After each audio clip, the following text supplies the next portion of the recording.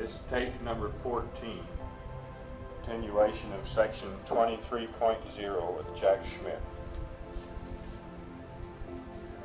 Okay, flight data file, CSM. Generally, I have nothing but praise for the flight data file, both vehicles. There was very few things that one could have asked for to improve that data file for Apollo 17 at any rate.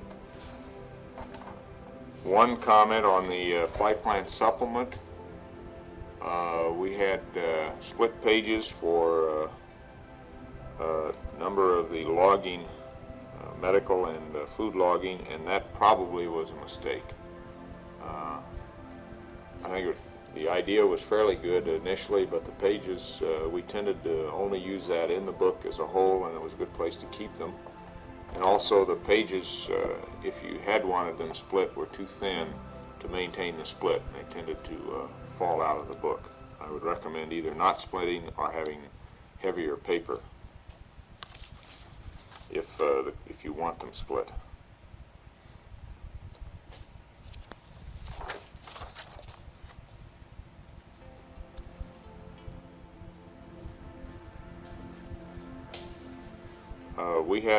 I had an extra cue card built for panel 229. I think it was an excellent card that summarized the circuit breaker functions both on 229 and on panel 8. Because we had no systems anomalies of any significance that would relate to that card, it was not used, but I would strongly recommend its availability, if only for training during SEMS. It's a good quick review of what you lose or retain for those two panels.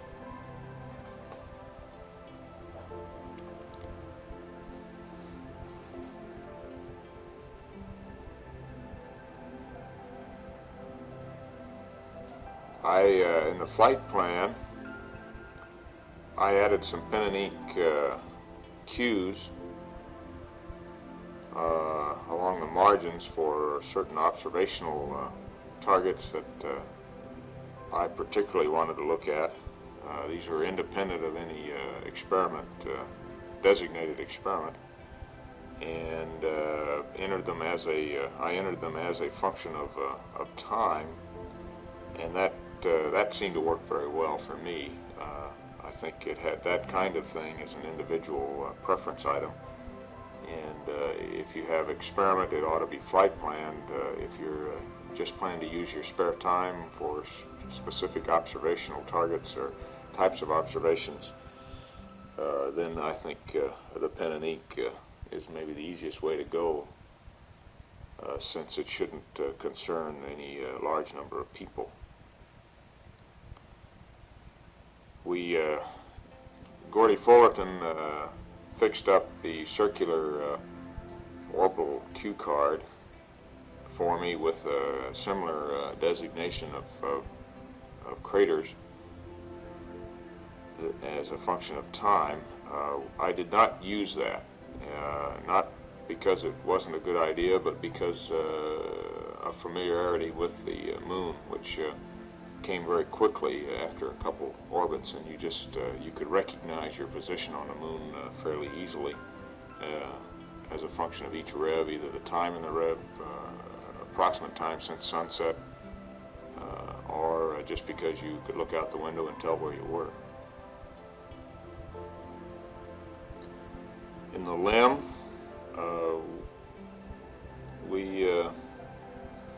the same comments apply. I think all the flight data file items were excellent.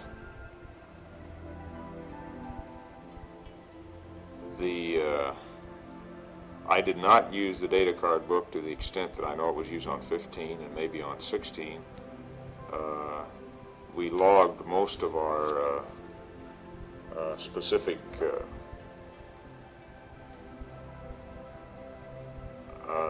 items, such as alignment data and comparable kinds of things, in the checklist at the point where they were collected rather than in the data book, and this did not seem to raise any difficulty at any time. The cuff checklist we've talked about, I think, in the surface items. I thought the cuff checklist was excellent. I think we did the things. We had the right kind of photo maps in there that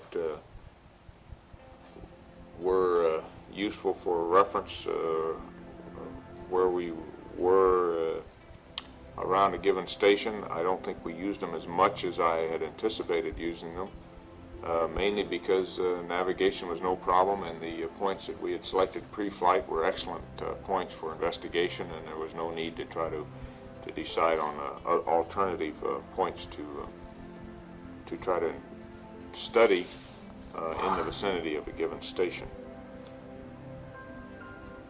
The list of items to be accomplished at each station are really they were mind joggers to read at each station. Were not as used as much as I thought they would be initially, but I think that was mainly because we both, at least I, had become so familiar with the items that each station was in itself easy to recall as a result of having created the checklist. So checklist turned out to be more of a learning item rather than a reference item for use on the surface.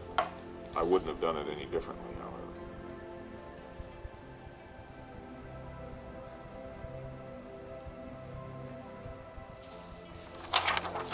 I particularly want to compliment the Chuck Lewis on the timeline book.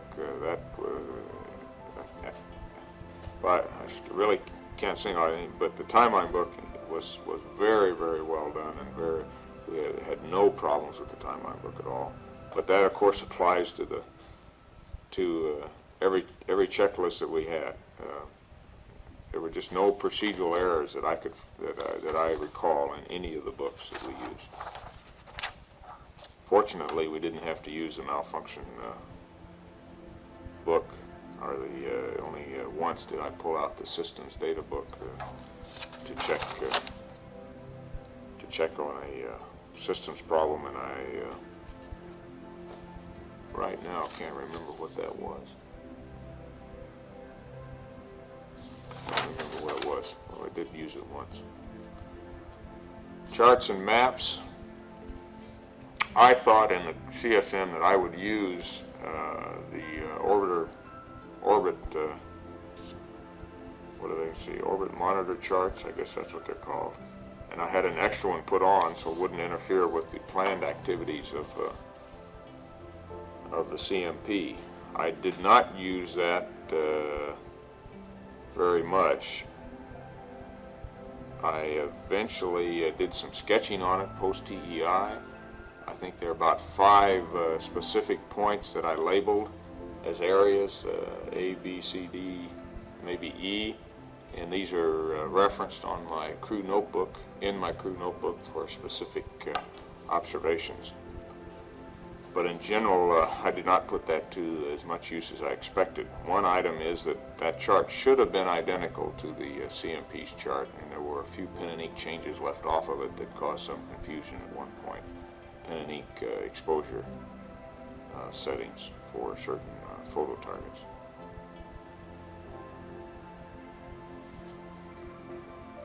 The CSM lunar landmark maps that the LMP had added in the rear of that book, again, were not used. I really thought I would use those, but you became reluctant as you were observing a specific point or area, target, say such as Gagarin or something like that, to take time out to sketch on the photo. I tended, for the 2 or 3 minutes that observation was possible of a given area, I tended to look and then at the first opportunity to take notes in the notebook rather than trying to sketch on the photograph.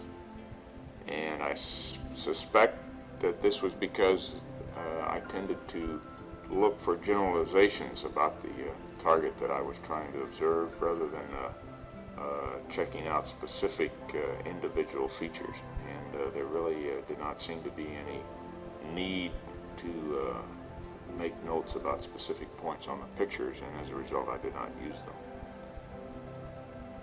Again, though, I think having selected them and studied them pre-flight made it worth having them around. The necessity for flying them was probably less than the necessity for having reviewed them and studied them. I think if I had to do it again, I still would want to have that kind of data available in the spacecraft, even though on this particular mission it was not used. I do think, though, that the CMP used his visual target maps considerably, and I did on a couple occasions use some of the ones that he had again, but for the most part that was post-TEI, and I made some notes and sketches on some of those maps. And I think that just a function that there was a lot of time to look at the moon and make a sketch and then look back and fix it up post-TEI, where in orbit the time just did not exist. As Dick Gordon said a couple years ago, and once you start flying, the clock is relentless.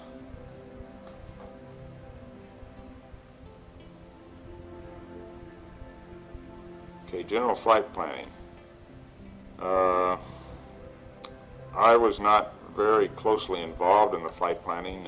Ron sort of carried the burden of that for both Gene and myself. The flight plan was excellent. We had no problems with it at all that I'm aware of. Tommy Holloway and his people are to be complimented on that. The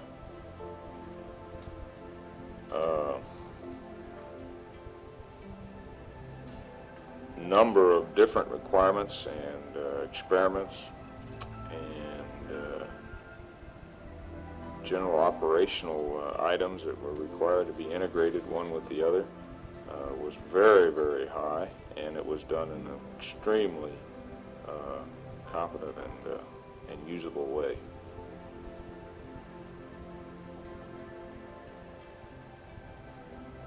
And I can't think of anything that I would change in the way the flight plan was written.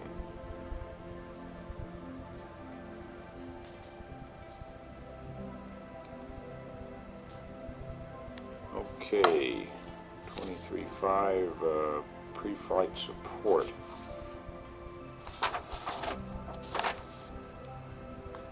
Pre-flight support was excellent in the flight data file area. And one specific item that I had was once the flight plan was well established, just about at the final stage, I had two or three briefing sessions where in the portions of the lunar orbit flight plan that I was going to be during which I would be was going to be in the spacecraft, in the CSM. We went over in detail the attitudes and maneuvers and the window availability, so that I was able to plan in a very short amount of time, with minimum effort on my part, my own personal observations of the lunar surface, and which went very well as far as planning was concerned. Appreciated that. That was extra above and beyond the call of duty on the part of the flight planners, and I appreciated their taking time out to do that for me.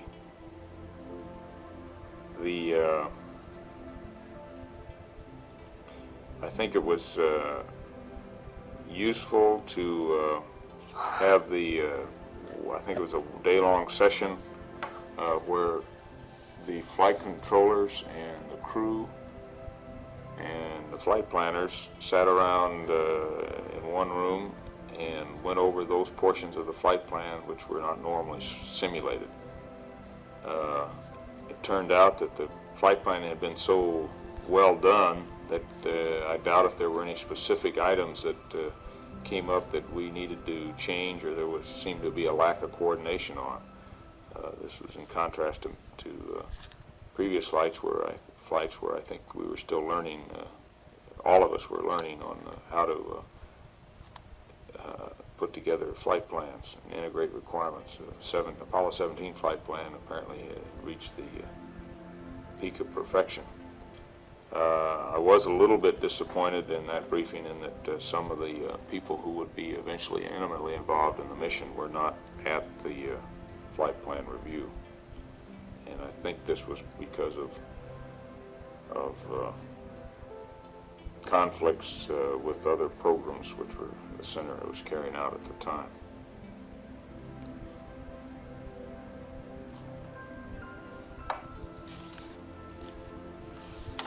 Okay, 24.0, visual sightings.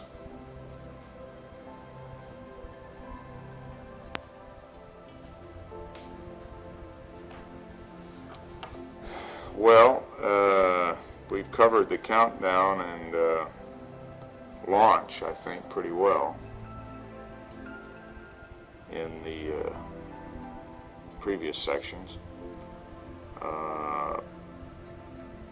Also powered flight, Earth orbit. I think the transcript would cover the visual sightings that I made with respect to weather and a few geographic observations, and the same would go for the fairly extensive weather observations that I tried to make trans-Earth or trans-lunar.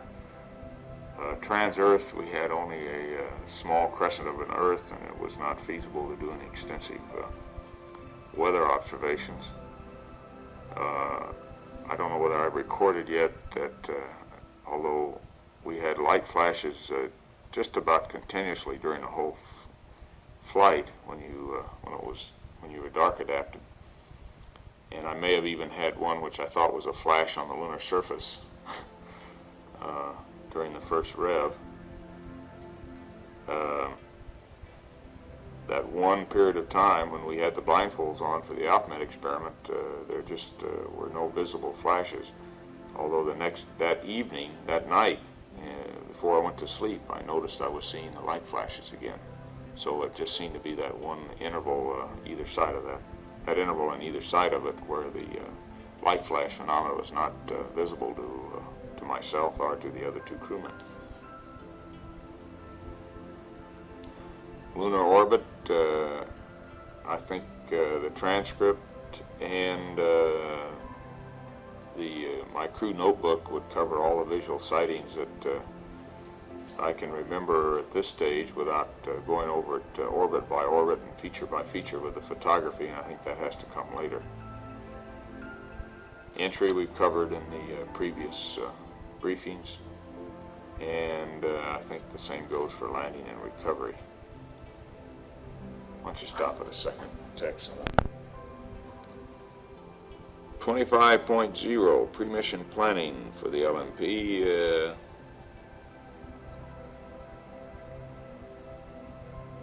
It's hard to think of, once again, of anything that we didn't do right. I'm sure that might have been different had we had problems on the flight, but the way the flight went, the total plan, the integration of the mission requirements into that plan, although there were periods of some difficulty pre-flight, particularly in the area of medical requirements,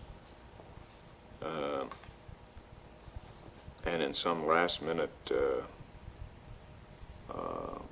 possible scientific requirements, particularly on the samples, everything seemed to get resolved satisfactorily, as near as I could tell, and I can't think of anything that was not handled very well, between the people who were levying the requirements and the flight planners in particular, and occasionally when the crew had to be involved, that was handled almost entirely by the support crew, Bob Parker in the science area and Gordy Fullerton and Bob Obermeyer in the operational areas.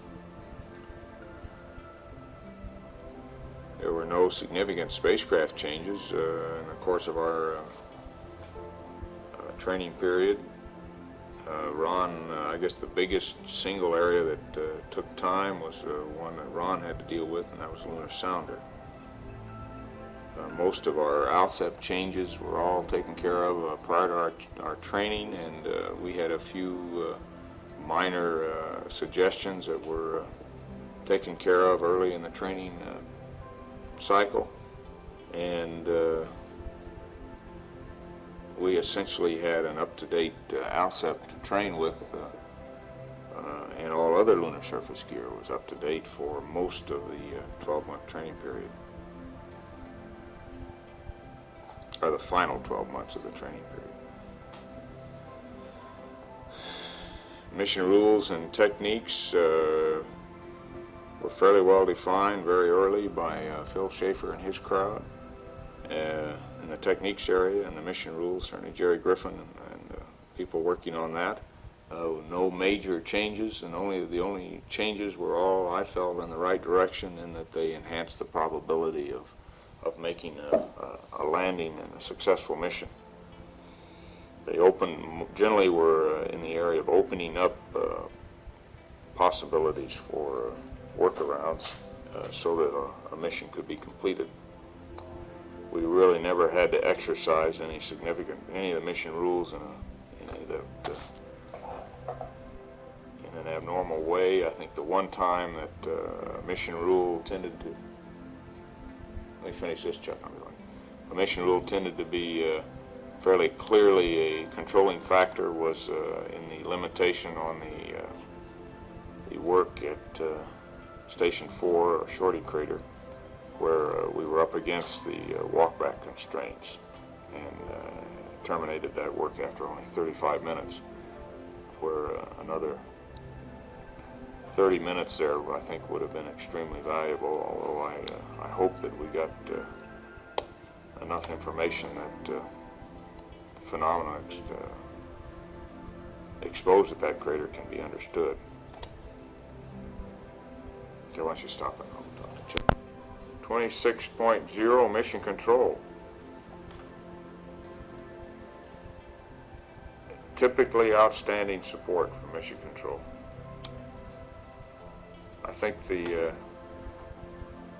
this includes the number of extracurricular hours that the LIM people and the ECOMs for the CSM in particular put in with me on Saturdays and other times, just generally talking over systems and techniques and mission rules, and that was a major factor in helping me understand and keep up to speed on those items. I think the help that they gave me in designing, and fact is they essentially did the design of the emergency cue cards that we did for Apollo 17 for the LIM, where it was a major contribution. Although fortunately we did not use them, they still made it possible to understand very quickly systems problems and to solve those problems in the simulations, and had we required them, I think it would have gone very well. I particularly want to point out the help that Dick Thorson gave in organizing most of the LIM sessions, and even some of the joint CSM LIM sessions that we had.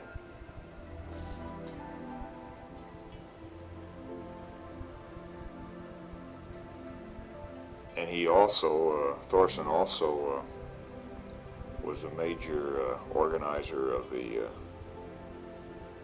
creation of and the updating of those emergency cue cards.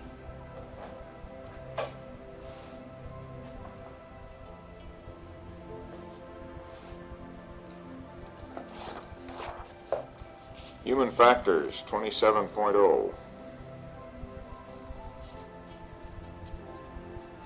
Oh, let's go back. That's one other comment on 26.0. Post-flight, it's my understanding that some of the things I had hoped could be done during the flight were not possible because of real-time discussions in the mission control. Specifically, one of those things was to have some summary of the thinking of the science backroom given to me while in flight, and that would be the thinking based on the data that we had transmitted to them verbally and in a sense visually through the television camera. I had hoped that I would have the benefit of their thinking, but apparently this was not possible to do. I would like to think that in the future we can look at ways of using the team approach to science investigations in space rather than depending solely on the observational capability and the interpretive capability of the men who are performing the job. There's no reason that I can see to not use all the brain power that's available for any given task, and part of that brain power is on the ground.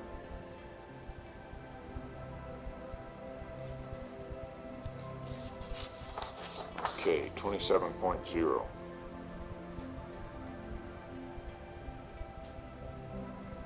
Human factors, pre-flight. The brunt of the discussions and organization from the crew point of view of the pre-flight health stabilization control program was borne by the commander, and the LMP just sort of went along with whatever was decided.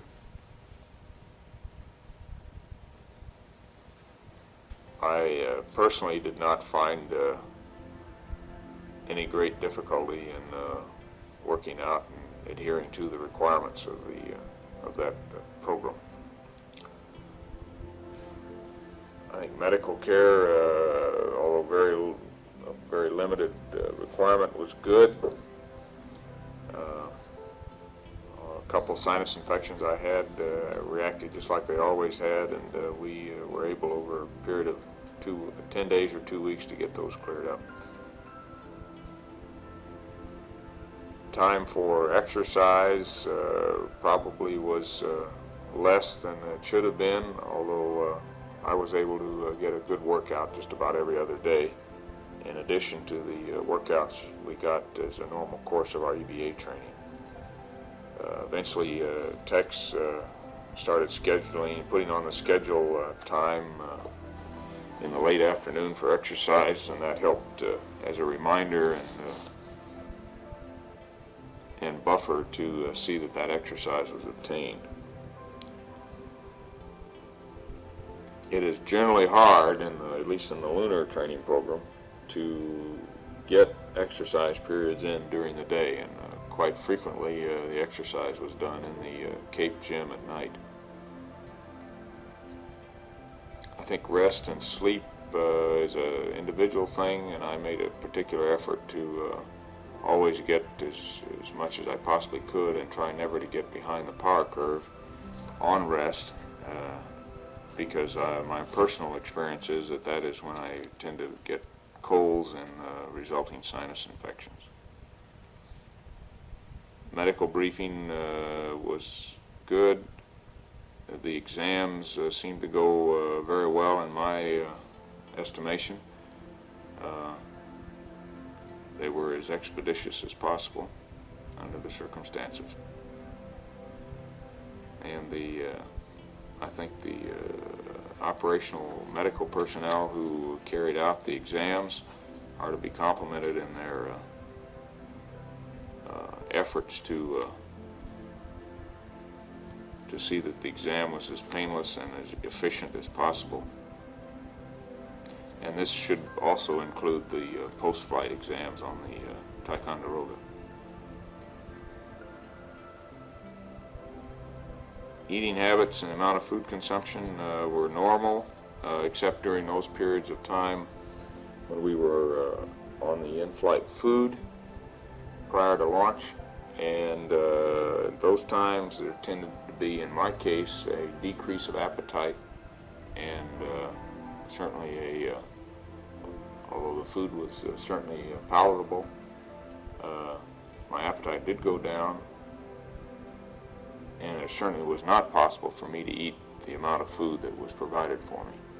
This also applied to space work, but in the case of the in-flight eating, although I did not eat everything that was available to me in my food packages, I apparently needed to if I had wanted to avoid losing weight. My appetite was down, but also apparently for some reason I had a loss of weight, and at this time of this recording my weight is still down, has not gone up to pre-flight levels, which may have been a little high, by the way. Okay, 17.2, flight, appetite, and food preference. Well, I just discussed that a little bit, and the appetite in flight versus 2 weeks pre-flight was less, again, except for when we were testing the pre-flight food, when I also had a low appetite. No notable differences in the taste of food. I think the things I liked pre-flight, I liked in space, and the things I didn't like, I also didn't like. I didn't notice any differences.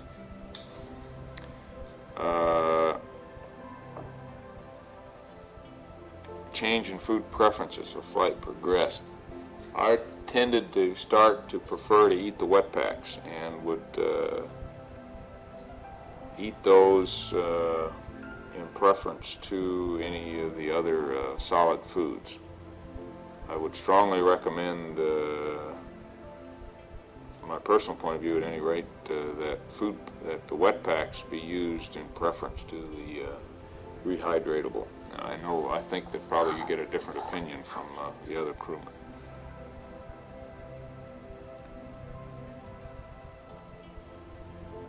The juices were good.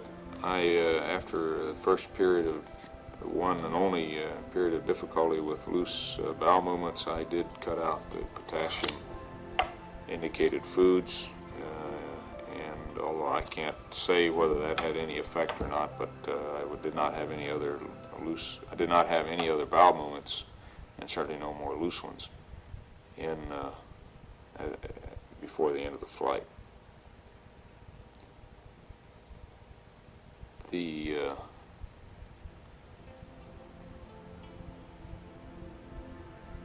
first bowel movement after flight on Ticonderoga was normal. The second was very loose. The third was normal, and the fourth and fifth very loose.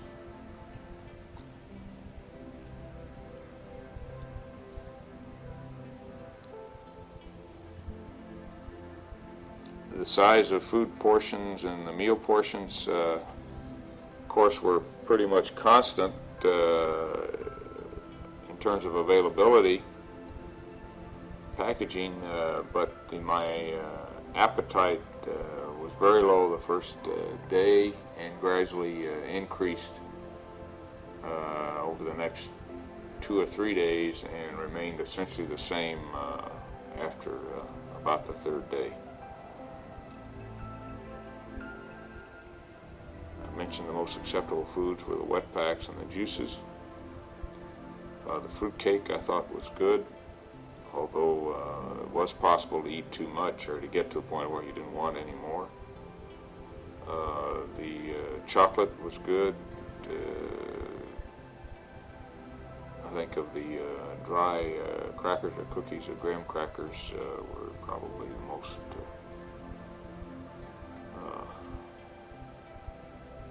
tasty. And peanut butter and jelly sandwiches were quite good. Deviations from the menu and the eat periods are all recorded in the flight transcripts, I'm sure. Okay, food preparation and consumption.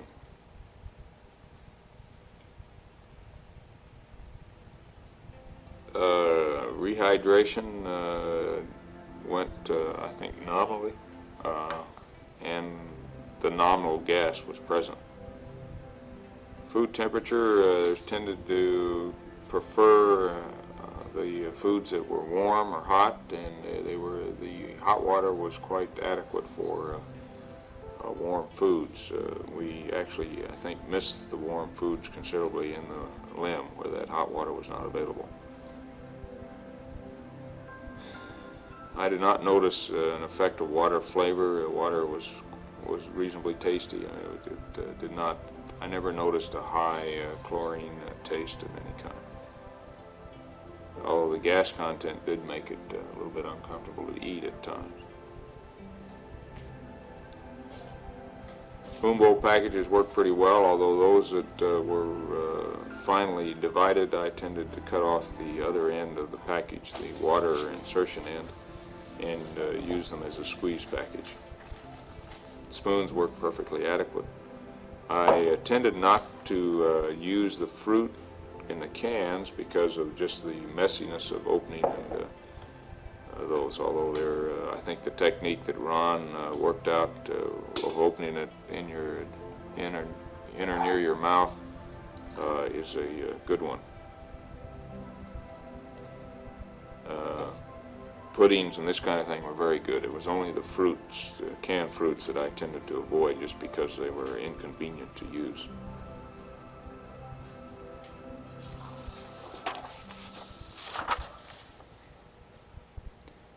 Food bars during the EVAs I think were good to have, although I never ate more than half of one. It wasn't because it was untasty, it's just because of maybe a lack of interest in eating and using that time during the EVAs. I think after the EVA, before and after EVAs in the limb, ate very well. There were some things, though, we avoided. And I guess in my case, after having corn chowder once and that stimulating a major bowel movement, although not a loose one, I did not eat corn chowder. I did not eat the cocoa because I tended to feel like I got a little more gas from cocoa and an aftertaste. I did not eat the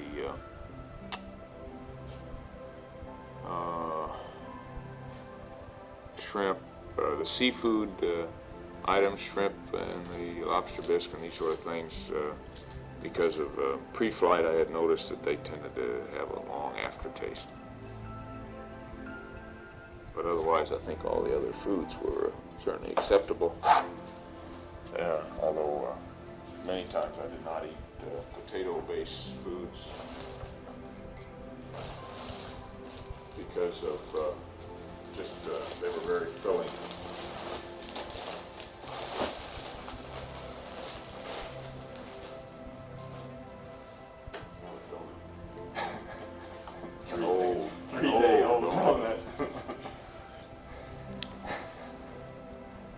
Okay, food waste stowage. I don't know how the germicidal tablet worked. The pouch was okay.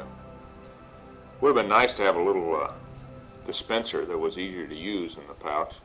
I don't know whether that would be possible to do or not. It seems to me it would, a little tube dispenser of some kind where they came out more easily. You didn't tend to. We generally just cut the corner off a pouch and squeezed them out, but it was a little inconvenient, nothing major. We used the germicidal tablets, I did at any rate, in all the juice bags and the food spoon bowl bags and the wet packs. I did not use them in the tea and coffee. Undesirable odors, really, except for the passing of gas occasionally, by the other crewmen and some occasionally by myself. Undesirable odors were at a minimum. I did not find that the atmosphere was unpleasant as a general rule.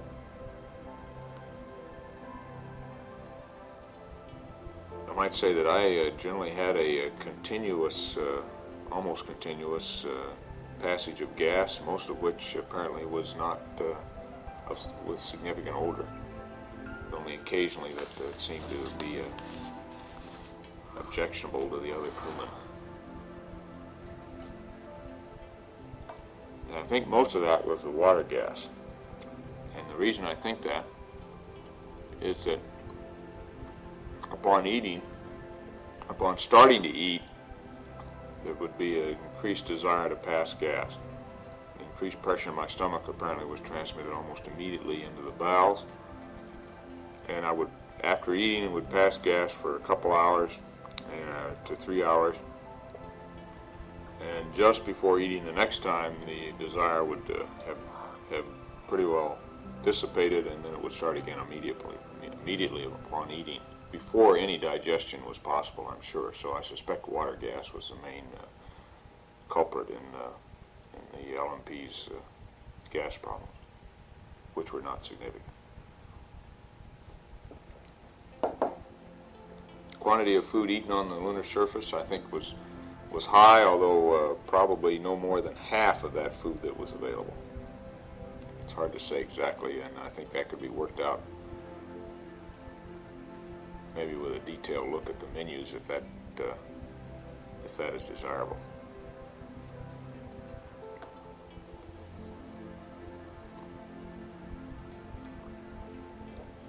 And to estimate the quantity would be very difficult. Quantity of food discarded on the lunar surface would be difficult without looking at the detailed menus and checking off those items that I'm sure we ate, that I ate at any rate. Skylab fecal container. I don't know we had that. We used a blue bag. Oh, that's right. We got 14. The blue bag is not a bad way to defecate unless the stool is loose. If it's loose, it's just about impossible to use. And I don't know what you do in zero gravity for loose stools. I don't know of any clever way to prevent that being a problem, and I'm not even sure whatever the Skylab people are using will prevent that from being a problem. The best thing you can do is to work out prevention of loose stools rather than trying to handle them after you get them. A loose stool is one of the major hygiene and sanitary and operational problems that you can have on a flight. I can't emphasize that more. You can, if it happened on a regular basis, on a daily basis,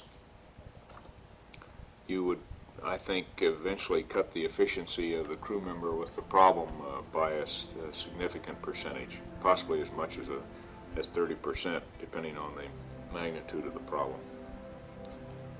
I think it's important to try to understand why Apollo 17 was different than 16, and at least in the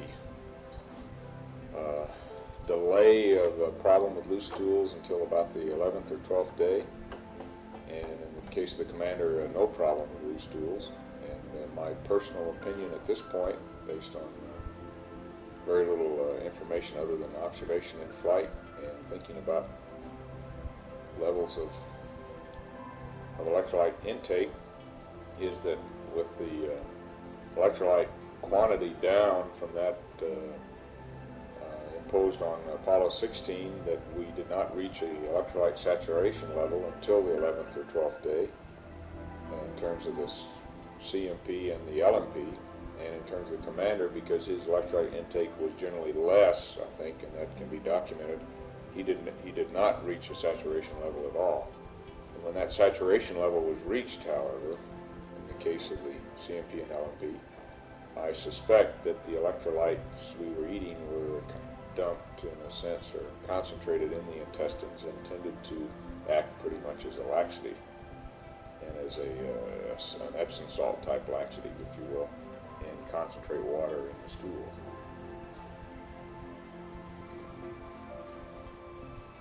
I think it's important for Skylab that, first of all, we probably reduce the electrolyte intake so that saturation is never reached. And secondly, that if a loose stool problem develops, it appears to be an electrolyte problem rather than any other biological problem, that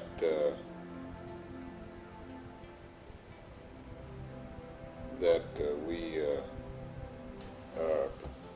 decrease the intake of electrolytes. This is what I did on my own, and whether or not it worked or not is hard to say because the flight was terminated before any other stools occurred.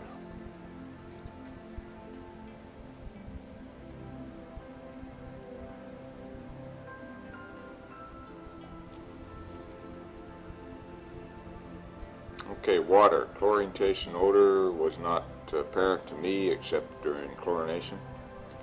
Iodine taste and odor is very slight, apparent in the limb water, but not of any significance to the LMP.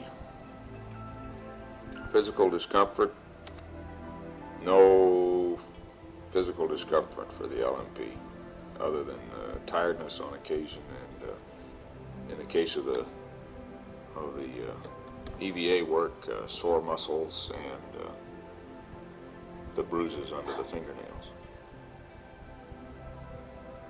Gas water separator didn't work very effectively, and I'm sure that's been discussed elsewhere.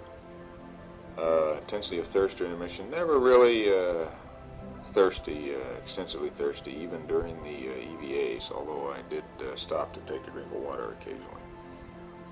But I never drank all the water in the in-flight drink bag, in-suit drink bag.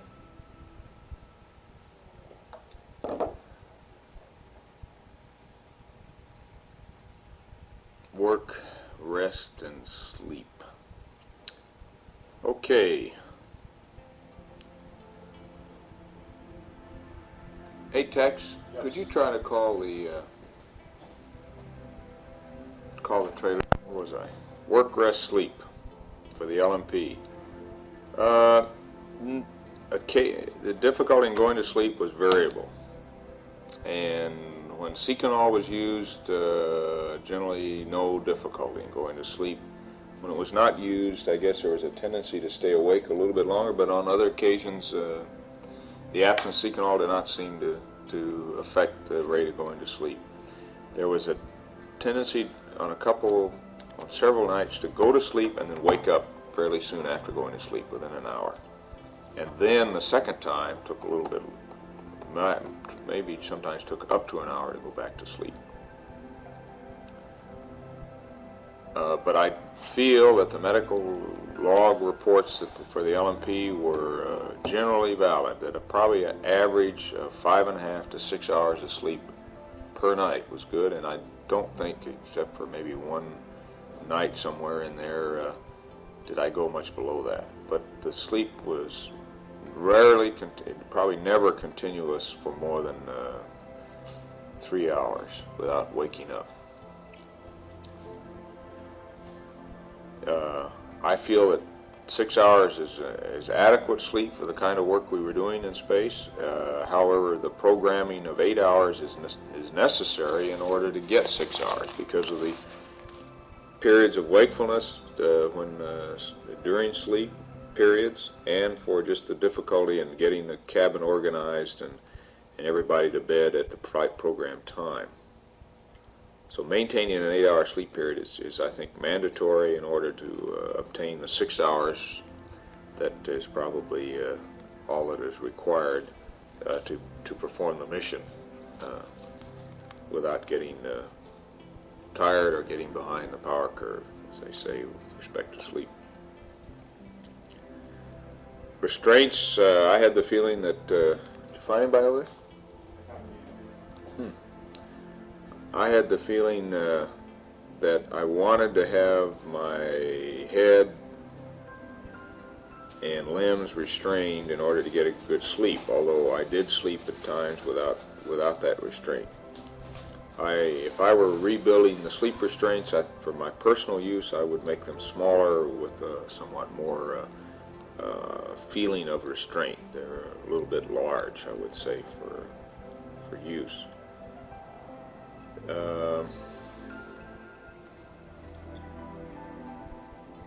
When I slept on the couch, I tended to put a shoulder strap over my head and cinch it down very lightly so that I had that feeling of head restraint. Probably the biggest two things that made sleep difficult, when it was difficult, was the loss of sensory perception of limb position in zero gravity. When they were not being moved, that perception came back immediately upon moving them. But when they were just static and in a rest position, there tended to be, for the LMP at any rate, a loss of sensory perception of the position of the limb.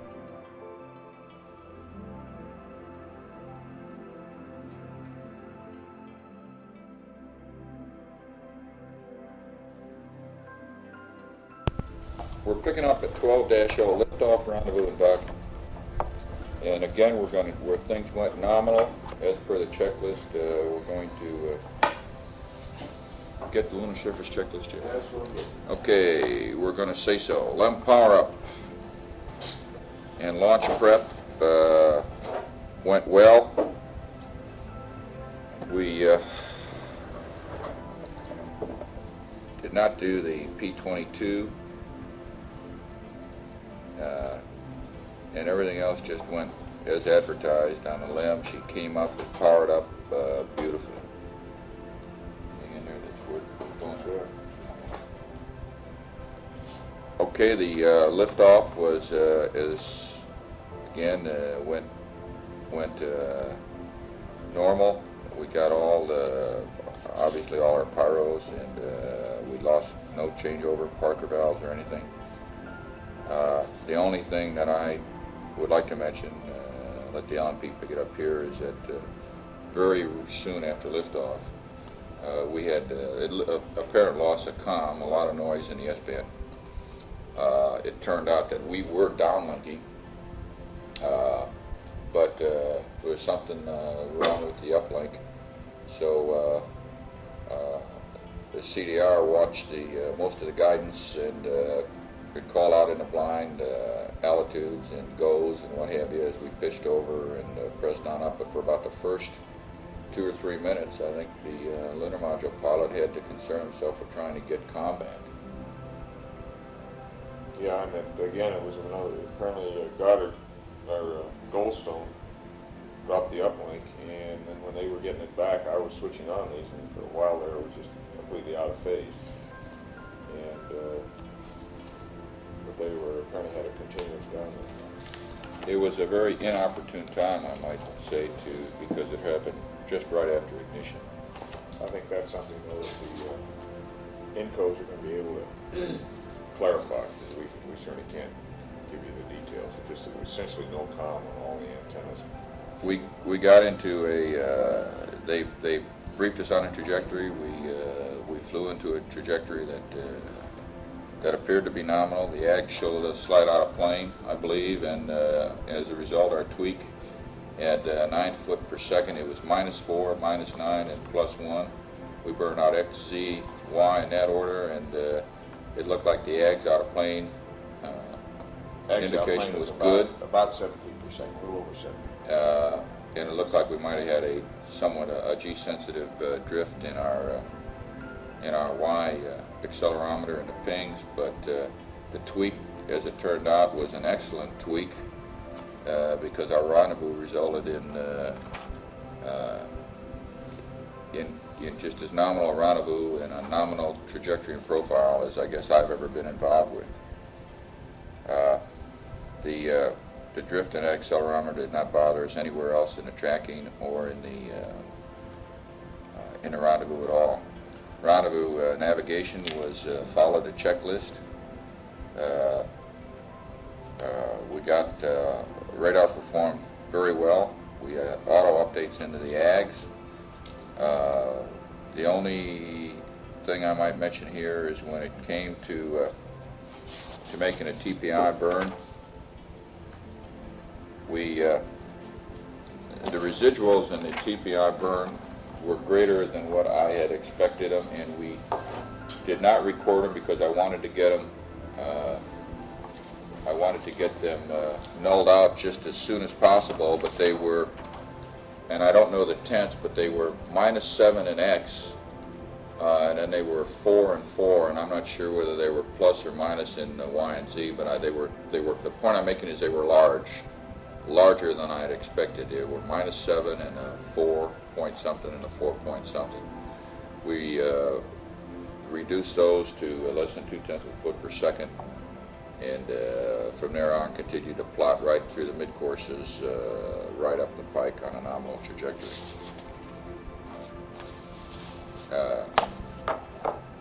Communications after that first lash up, you got any comment about that?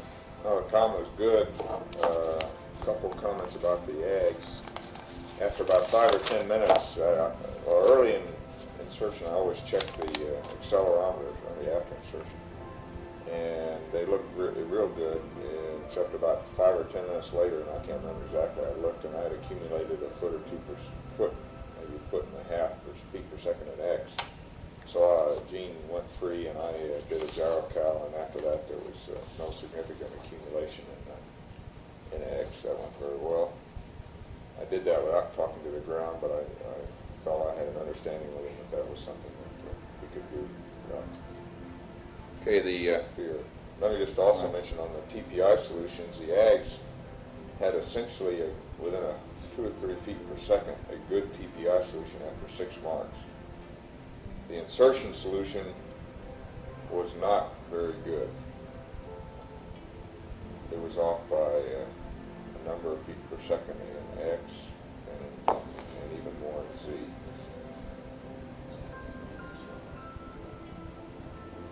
This was the first one, 17 marks. This was the final. Didn't change much. No. The pings recycle and pings final were Very close, within a couple feet per second. In X, they were right. Yeah. And a pings recycle had, I don't remember exactly, the cost for 15 marks. I think I had 17 marks.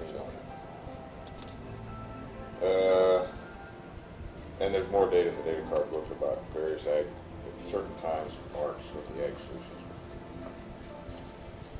Okay, the mid-course solutions. First mid-course agreed effectively all systems except ags out of plane was a little bit high, and the decision was made to burn the onboard ping solution out of the LEM, which was -1.2, +0.4, and +0.3. We continued to track right up the pike. Mid-course 2 came up, and we again compared all the solutions. The ags out of plane was still a little bit high, and in actually the opposite direction from the pings. We had a slight variation in the CSM solution in Z. I don't know why.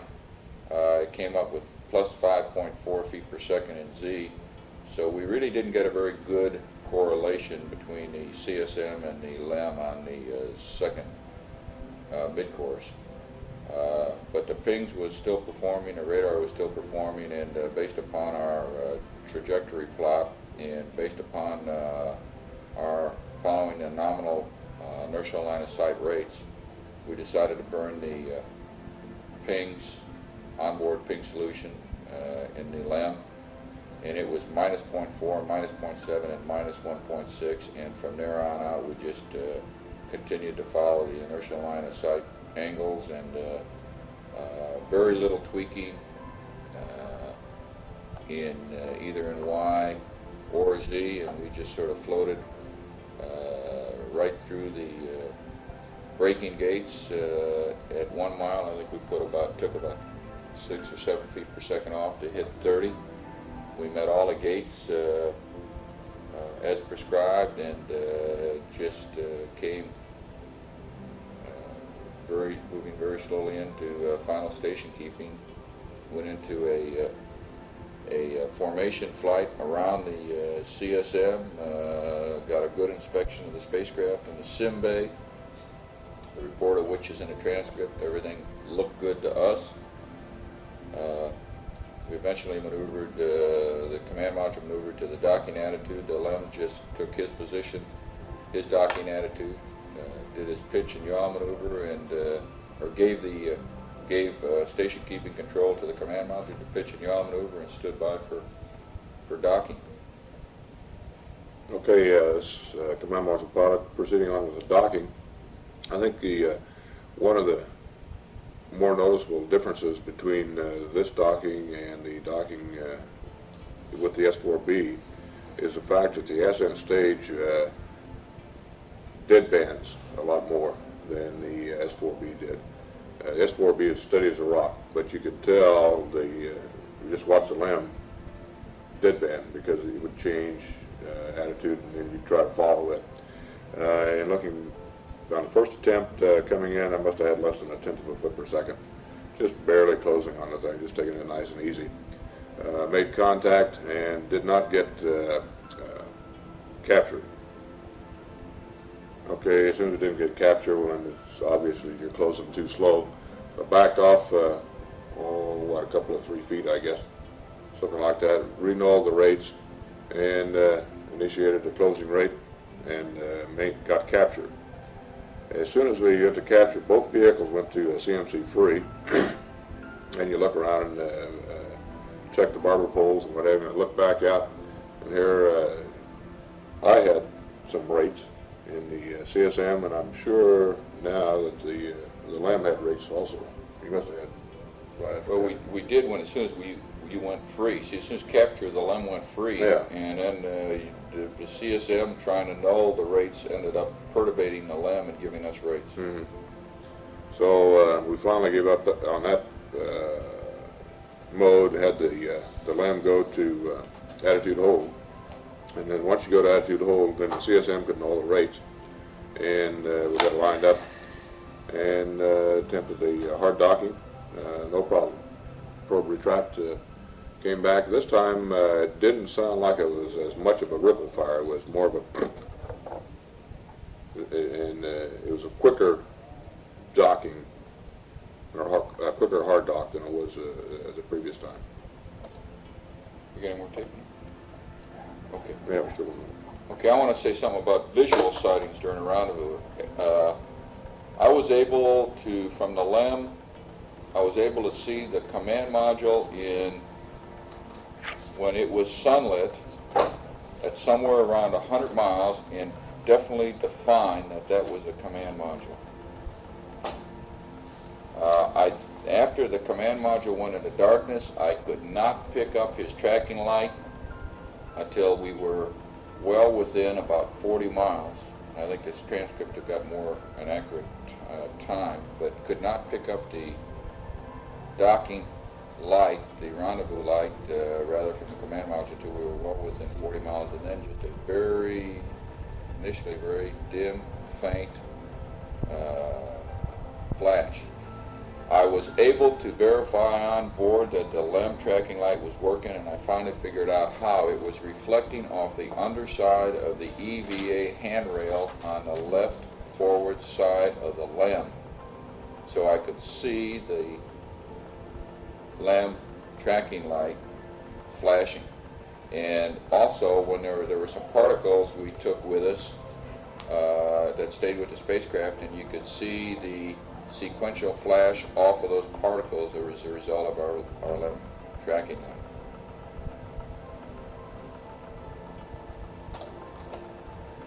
Okay, this is the command module pilot. I've already mentioned in section 11.0 about the visibility of the lunar module through the optic. I got down here. Let's see. Anything else to add about photography and television? The photography on the LEM, we'll just have to wait and see how it turned out. I took a lot of footage. Actually, we put it on not only the ascent mag, but we put it on another mag. We had part of the mag built. So, and that includes the sim bay. Right along, we did have a Hasselblad on board, so we had a lot of Hasselblad photography, the rendezvous, and some of the surface stuff in the process.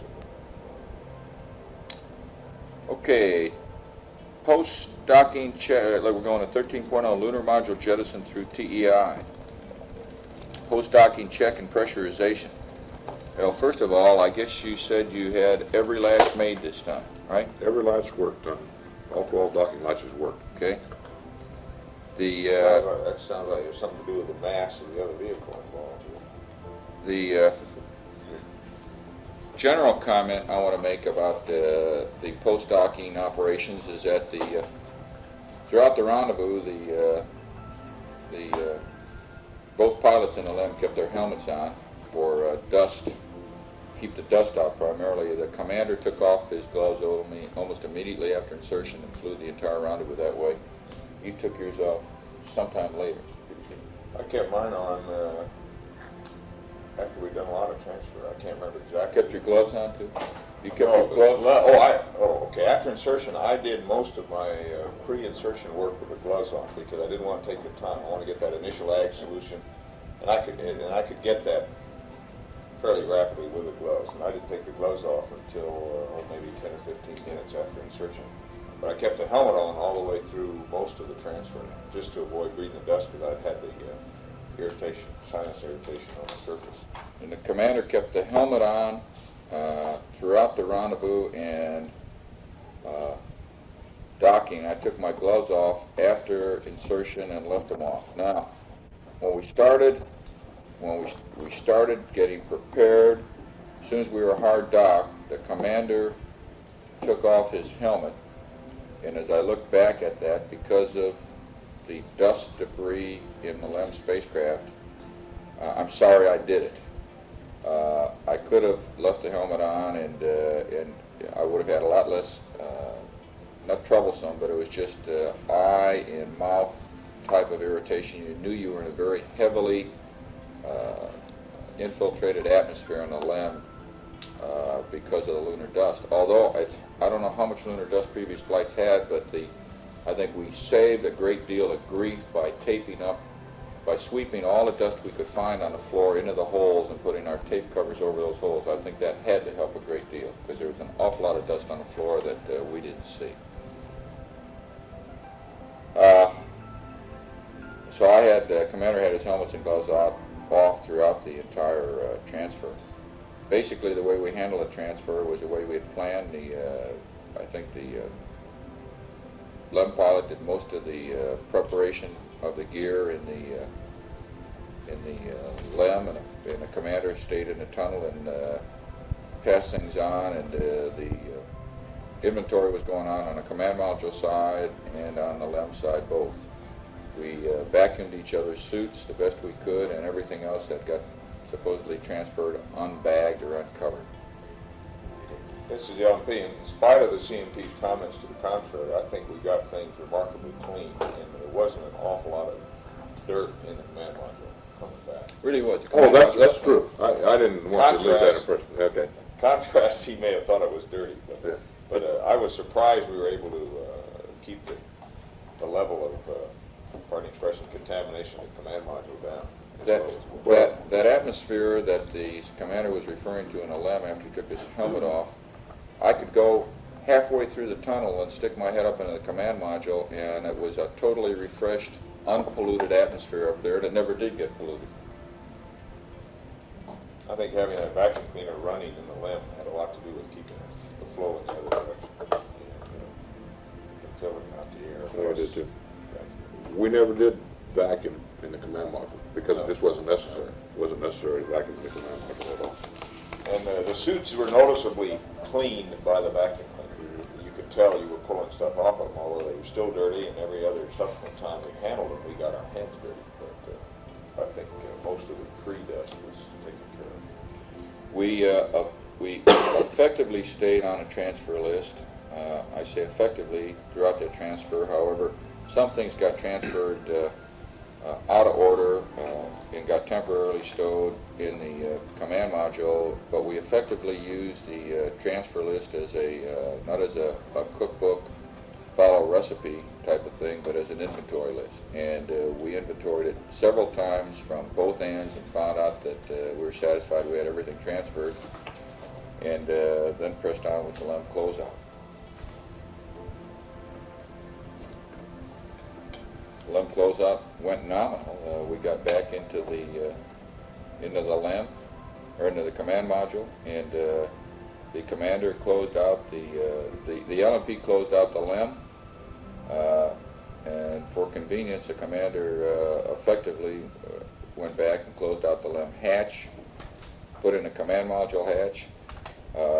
Because of the slow tunnel vent, or the long duration of tunnel vent, the commander stayed in the tunnel, the LMP in his seat and the CMP in the left seat. We suited up and got prepared for our integrity check, and as soon as the LEM tunnel vent was complete and we were satisfied with the integrity of the hatch, we went into the suit integrity checks. Yeah, this is CMP. Let me make another comment on the tunnel vent time.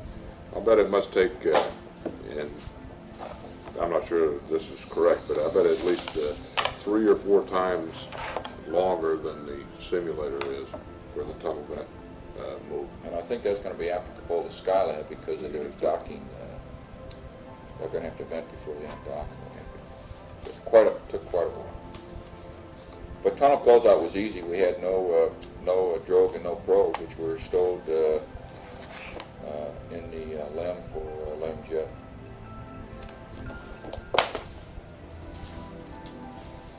Going through the rest of these mine triggers under lunar model jettison through TEI, we just followed the checklist, and it all seemed to happen just as advertised. Well, we got a little bit intrigued with the LEM jettison. You know, this time it was great, and it just sailed out there nice and pretty, and we got a lot of good pictures of it where we should have been maneuvering, and we ended up getting into P41 for the set burn a little bit late, but that's no problem either because we just turned the residuals in P41 and got a good set burn. I want to make a comment that I think cleaning control in the command module was excellent, considering all the dust and all the dirt that just seemed to adhere to everything in the LEM. When we got back in the command module, with the exception of the suits and with the exception of the LMP and the CDR, everything was clean. And that, for the most part, is because everything was bagged before we brought it over, bagged and zipped. And we never did open anything once we got it zipped up. So the command module stayed, and I think that suit fan filter is probably going to be very, very clean, stay exceptionally clean throughout the remainder of the flight. Let me add in the bagging, the decontamination bags, I made a special effort as per request pre-launch to pull those zippers as tight as I could. And they should be pretty tight sealed. Okay, orbital navigation, high gain 1, why don't you pick that up? Okay, I've already, from SEP to TEI, I have no comments. High gain always worked good. Omnis and S-band were good. Photography went as advertised. We have a lot of targets of opportunity. Simbay operations have been mentioned before. Let me just make one gross comment about the way we handle it as a 3-man crew at Simbay operations, which after... Didn't we get that yesterday? Did we? Yeah, Okay, it's covered. I think it's covered. I think I did say so. Yeah, you did. Okay, the TEI updates, nominal. Selection and star checks were good for TEI. Got the commander's master alarm on every one of them all through the flight, which made me feel very Yeah, good. but you kept trying to get it. I made sure Yeah, I got made sure you got it. I made sure I got it on those last few. I wasn't going to change any mode of operation. I'll tell you that last one. Well, reentry was the last one, but I made sure I got it on TEI. Just make you guys feel at home. I figured you'd think I didn't do it right if I didn't get the master alarm. The TEI half G, or whatever we were pulling there, was seemed like more than that. Quite noticeable. Yeah, it sure did. It seemed like it was really pushing you back in the seat. Yeah. Ron and I both, I think, started out holding our heads up and eventually relaxed them back on the couch. I guess we must have had the spacecraft pretty well stowed or tied down, because as I briefed the CFP and LMP, and as I recall those kind of burns back in Apollo 10, lots of things start moving through the spacecraft and find their due on the aft end of the spacecraft because of the G-load. And much to my surprise, all we had was initial thud as we moved away from the station, and we didn't have any gear coming from anywhere flying through the spacecraft. So we must have cleaned it up pretty well. I caught a white tagged wet wipe. A white tag wet wipe. But other than maybe one or two of those things, in looking back, I would have expected more gear to come from somewhere, but we prepared for those burns pretty well. Well, that brings up another point that reminds me, though, is that there is always water condensing on the ECU unit, the pipes and what have you back in there when you get back to clean the suit circuit return valve. And when we put our suits on for the EVA the next day, your suits were noticeably wet. And also, when I pulled the PGA bag up, it was damp down underneath the PGA bag. So I think as a normal procedure, we should have, either after the burn, probably before the burn, made sure we wipe up the water in the LAB somehow to do that. I wasn't really aware. Our suits were damp when we put them on, but I was not aware. I could look down there, and I could not find any real water down in the down there, except on ECS. Yeah, on ECS, there's always water down there in ECS, and I just assumed that's where all that came from. But Funny, it was all over. it's not a puddle of water, like you say. It was just damp. It was almost as if it was polar down in the LAB and water was condensing on all over the suit. It wasn't as if they were in a puddle. Yeah. Okay, I think that covers right on through TEI. Let's see. Yeah, the one thing I want to mention on TEI is that, again, the simulator is set up such that in the roll deadband, it goes over to one side of the roll deadband and just kind of stays there. And during the TEI burn, it was bouncing back and forth from one side of the deadband and over to the other side of the deadband. And when it's bouncing back and forth, the roll rate is up around 4/10 of a degree per second, arcing back and forth across the roll deadband.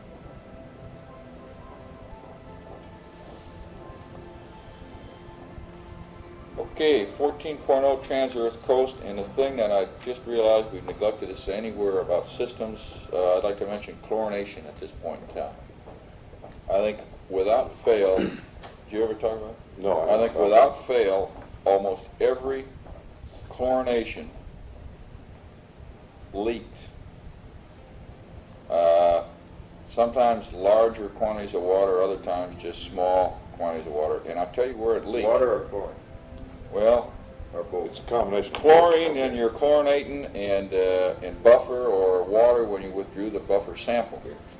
But where it leaked appeared to me to leak within the ampule itself around the bag, because it was the chlorine, the cylindrical chlorine dispenser that was continually wet. It was not where the dispenser fit into the needle, or where the needle adapter fit into the spacecraft. It was within the barrel chlorine dispenser itself, and we continually, chlorination was a case of always cleaning your hands with chlorine, because you always had it available down there within that dispenser, and in some cases you had larger quantities of water that had to be wiped up with a tissue.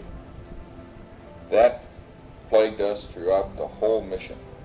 It turned out not to be a serious problem because we learned how to handle it, but that was one system anomaly that never had really been brought out. Okay, let's see, CMP, let me amplify that a little bit. In 2 cases, I'm almost positive that when you put the thing on in the bayonet fitting and crank it on there, it did not puncture the ampule itself. And the reason I believe that's correct is that when you start to crank the outside of the cassette down to push the chlorine into the water system, it was very hard to turn. And if you tried to force it, you could force it on down there, and I'm sure that's a good way to break an ampule on the thing. And if you take it, I just in 2 cases took the bayonet fitting loose again and put it back on there, and in both cases, then you just try to squeeze the chlorine out of the ampule into the system, and it would turn easier. But it's still hard to Awfully hard to crank that awful hard to down. crank that thing down. But we did not, we got the chlorination done. We didn't miss any injections of chlorine, and we didn't miss any of the buffer samples. So I guess we got the job done. It was just a little bit messy. And chlorine was evident, and because the CDR eventually peeled all the outer skin off his right hand, and I'm convinced it was due to the chlorine and had nothing to do with the EVA. Boy, you lost a little flesh, little skin on it. Trans-Earth Coast, systems navigation. Let's press on and see what we can say about that. Don't want to have lunch today. Okay, well, let me see how much Trans-Earth Coast we're going to do. Let's go through up to the CSM EVA anyway. Okay. Okay, Trans-Earth Coast, the first thing I want to mention is passive thermal control was at what I would call unusual latitudes because of the UV and IR requirements. Now, these unusual latitudes did 2 things. They put us, they required us to remaneuver the spacecraft several times and enter and exit PTC several times, which in itself was not a problem. It was just additional coordination. Coincidentally, most of these particular PTC attitudes were within 30, certainly 45 degrees of gimbal lock most of the time. So we were looking at the red apple a good portion of the trip home. But they also, some of those attitudes where you actually were not in, we were in attitudes and or PTC at these relatively unusual positions, change the equilibrium heat load on a spacecraft. You could see it in RCS, quad temperatures were all right, but you could see it in helium package temperatures. And most notably, you could see it on the change in condensation from the tunnel hatch to the forward hatch. The tunnel hatch eventually, for most of the way home, ended up to be very dry. And about the second day out on the way home, the center hatch got soaking wet to the point that I even took a dry rag and wiped off some of the latch components and some of the gearbox components externally. Not that it did any good, but there was just that much water on it. And I think this is all due to the PTC attitudes required for the Simba experiments on the way home. It was colder in the spacecraft too. Oh yes, it was colder in the spacecraft. Not as cold as the commander thought it was. But That's it was right. Cold enough to warm up. cold. On the commander's orders.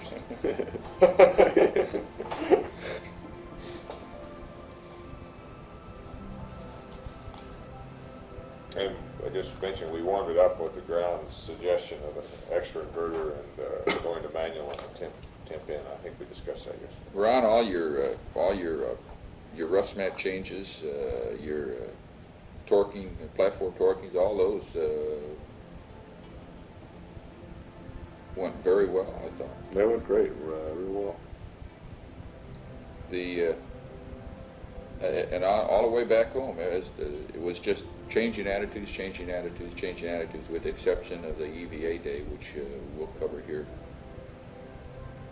shortly.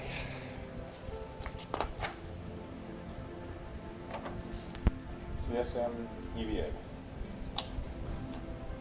Okay, on EVA prep, I think the only anomaly we came across was the CMP's, well, let's see, on EVA prep, but we really didn't have any. We didn't know anything I was going to say on the CMP's com carrier. But the EVA prep went right down the line. Essentially, it was all well laid out within the experiments checklist, and we checked things off as we went, and stayed pretty much on the timeline. We started about a half hour early and stayed a half hour early. We started. We were half hour early throughout the whole thing, and we lost that half hour and opened the hatch just about. It turned TV on exactly on time, and I can't remember a small little something to chase them down. Com carrier change. We lost that half hour during a com carrier change on a tone. Ron, I'd like to add that post-EVA, that I think one thing that helped us immensely on what ended up to be, I think, a very fine entry stowage was that we sort of backed off after the EVA and took a good long list at the long-range stowage as well as the post-EVA stowage, and really effectively started housekeeping, cleaning up the cabin, and effectively stowing some of the articles that were not going to be used any further in the mission for entry at that time. At that point in time, yes. So our entry stowage really started with the post-EVA time frame period, and I think that really helped us out in the long run. Okay, I think we should mention how we got out of the suits on this. To me, that was a pretty important way to get things done. And the only change to the prep and/or post was the order in which we doffed and donned suits, because it was very evident that there were certain convenient ways, because of the way the suits were stowed and the way people fit into the checklist, that when we donned the suits, the commander got donned. You got him first. And I did. Then the LMP and the CMP got donned last, and it worked out very fine that way. Plus, the CMP had less work to do in his suit, which also aided him in the long run. When we doffed, the LMP Yeah, because I was stuffing went first, Okay, then you. then the CDR, and then the CMP. And that wasn't exactly the way it was called for, but that's the way it worked out. that's the way it worked out the best. And we stowed our suits in the L-shaped bag prior to putting the center couch back in, which was another good decision, I believe, in helping us get the suit stowed back in that L-shaped bag. Go ahead. Okay, let's go on down cabin depress. No problems. The normal depress. Hatch opening. Even though the hatch was completely, or the cabin was completely depressed, I think we're reading zero pressure on the thing. As soon as I opened the hatch, there was enough residual pressure or something inside the spacecraft that it actually tended to pull the hatch out of my hand. Because your suit is bleeding into the cabin all the time, so you never truly get zero. That's right, you never truly get zero on the thing, but the dump valve was still open. And if I had not been hanging onto the hatch, it would have blown it all the way open. Well, Ron, to give you an idea, that's not unexpected, because it's exactly what we had on the lunar surface. We completely dumped the lamp, and I'd still have to break that hatch loose and hold it open about 6 or 8 inches until things just vented, and then I could leave go of the hatch and open it all the way. If I didn't, it would slam back closed. Yeah, inward. Oh yeah, different type. So it was basically the same thing. You got to open it and really let things get down to zero.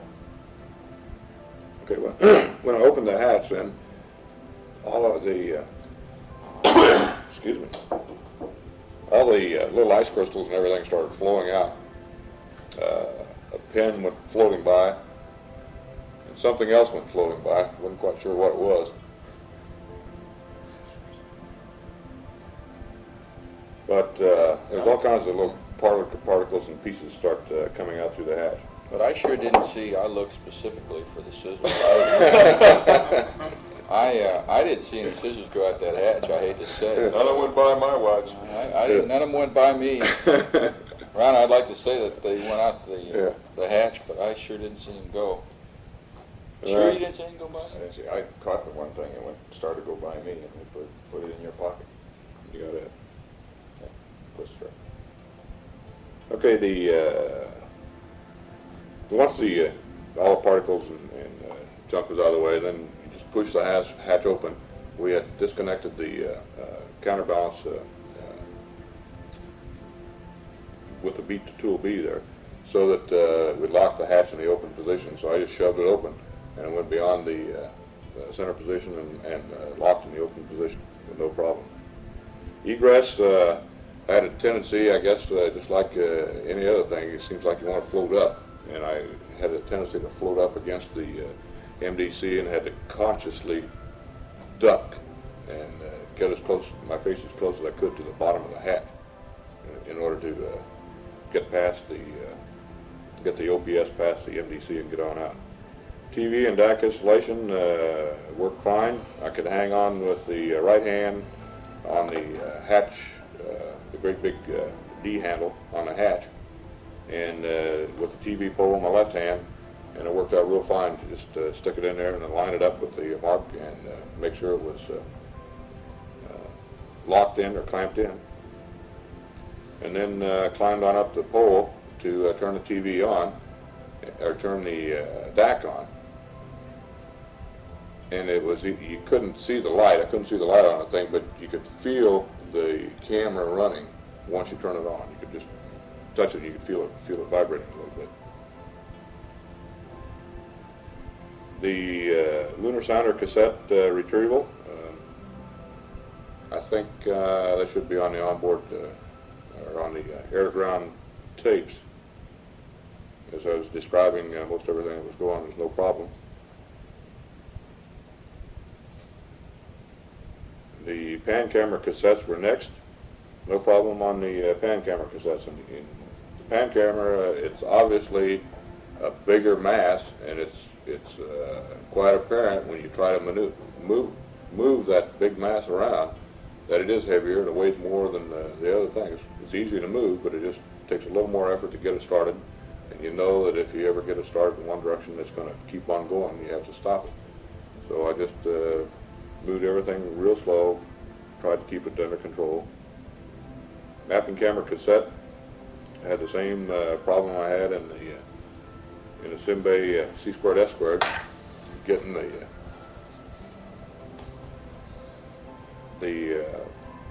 thermal cover off. It's stuck underneath the mapping camera laser altimeter door. But there was no real problem. I had the feet in the shoes, just give it a big jerk, and it finally came off. Simbay inspection, that's all covered in the onboard, the air-to-ground tapes. TV and DAC removal, again, was real simple. Just had to squeeze the lever, and TV came out, and it was easy to hang on with one hand and maneuver the TV around and point it toward the moon, because I didn't have to worry about shining it into the sun. When I tried to, again, hang on with one hand and point the TV around toward the Earth, the Earth was, well, maybe 10 or 15 degrees, probably 15 degrees from the sun. And I tried to be a little more accurate on the thing, and when I did that, then I effectively really lost control of my body position, because I was trying to I think, maneuver the camera. And you need both hands to maintain your body control again. So rather than try to flash the camera through the sun or something like that, I gave up on trying to point the camera at the Earth. Comm during EVA was loud and clear for me throughout the EVA. There was a lot of background noise, the hissing of the airflow, and I'm sure that was probably coming over the Vox circuit. But I don't think anyone didn't appear to me that anyone had any trouble on the ground rig. I think one of the big advantages there around the LMP, that one thing we did, because it was bothering him at first, I turned your Vox sensitivity down about 2 notches. And apparently that really improved the conform, is the impression I had. I had that impression from the ground. I don't know if it made any difference or not, but I got the impression that that did help. Comm into the cabin was excellent. I never had any trouble understanding you. I had the hissing in the background, but we did. Yeah, I thought it sounded much better than I remembered other flights sounding on the air to ground. Well, our CMP made more noise than that. I guess I used the wrong word better. It was clearer. Clear.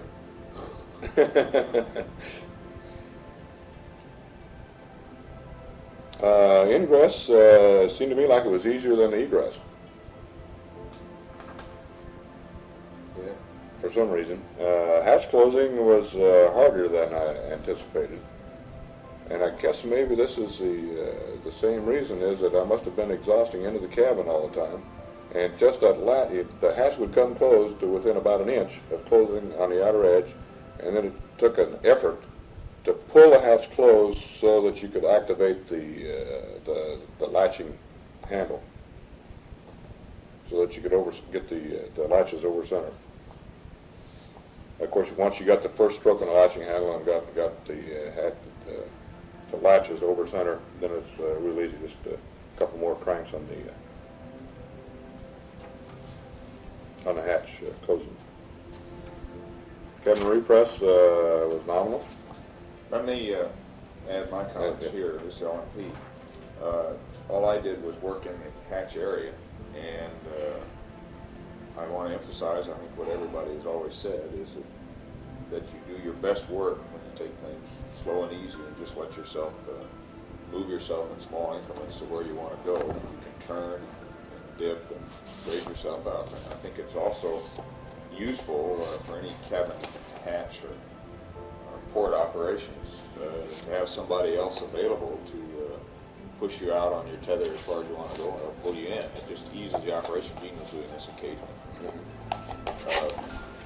But with the struts and everything available there was never any feeling that I didn't have a way to control my body position. Sometimes it took a few seconds to get it where I wanted it, but it was clear. The one thing, invariably, every time I went back inside, I had this 90-degree disorientation feeling for a few seconds until I got the perspective of the cabin again and said, okay, that's right. And I get back in, and then I go back outside, and I come back in again, and then once again it seemed as if the cabin had rotated 90 degrees to my perspective. And it's just something that's no problem. It's just a change of perspective for some reason that I experienced several times.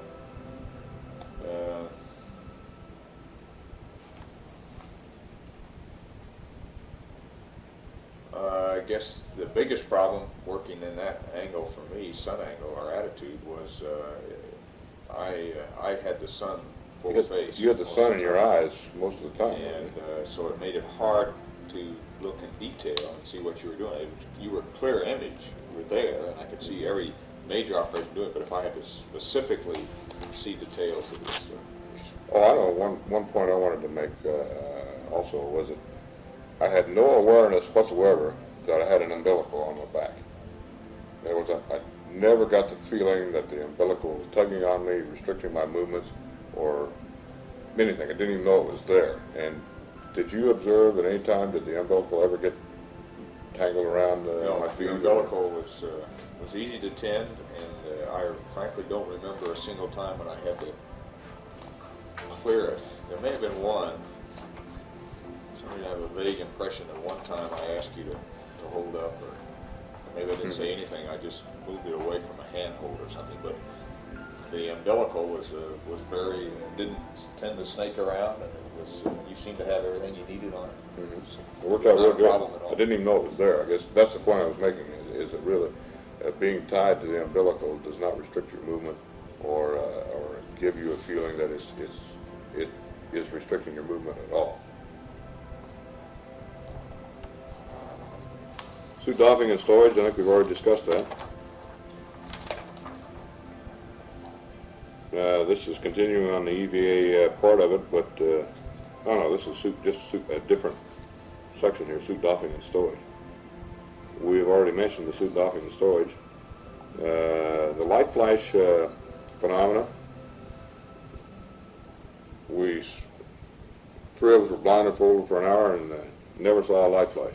That was the second round. The second on the way round, back to on the way back, and trans-earth. Eating, resting, exercise, and comfort. Let me add to the light flashes, LP, that the next, that evening, I guess it was, I did see them again, falling asleep. So, I did too. so there was just that period, apparently, during the actual experiment that for some reason they weren't visible.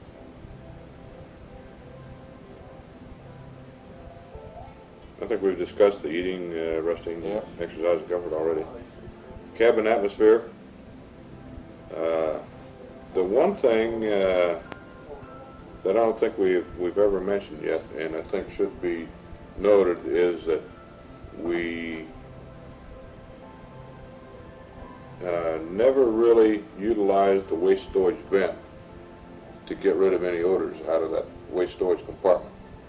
And if you kind of drifted over in that area, it was always apparent you were in that area. If you got real close to it, I thought it was. I never noticed. I never noticed. I think I generally guess maybe I did when you opened the door. That's when you really noticed it. the cabin generally turned over the atmosphere in pretty good style. It got saturated sometimes with gas, and it took a few minutes. But once the source of that gas was plugged up, the cabin did a good job of recirculating and cleaning out the. I think it did. I think Real good. Flight plan updates were super. The flight plan was excellent, and they were held to a minimum, and we really didn't change any part of the entire flight except a few dates and times and what have you here, and attitudes. But other than that, it was really at a minimum. Let's say the entry preparations really began after EVA and continued all through the next day. And we had very little final stowage to do on entry morning. Just those things that we had to leave unstowed until we got out of our sleep restraints. So we basically just had to tie the big bags down on A1 and 2 and 7 and 8. And final entry preparations went by the checklist. And if anything, we stayed about 5 minutes ahead throughout the entire checklist, including separation and activation of the command module RCS, and picked that 5 minutes up, of course, right at 05G, which came on time. The communications, I thought, were very good through that period of time. We were through Araya the last couple minutes prior to RRT, and I understand now the ground heard everything we said right on through blackout, into blackout. And then and as soon as we came out of blackout, they still had Araya, and they could read us, and we could have read them, but they never transmitted anything. Oh, that was it. Okay.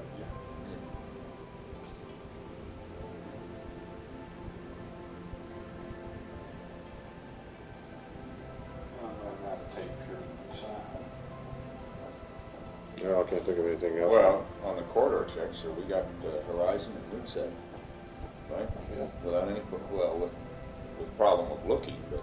But we had them all, and they all were within seconds of the actual time. They were all within seconds, and you know, in the CMS, I'd always look for the 2G when the corridor light would go out, though. I didn't even notice it in the flight. So I must have been, I was either watching something else, I must have been checking the EMS or the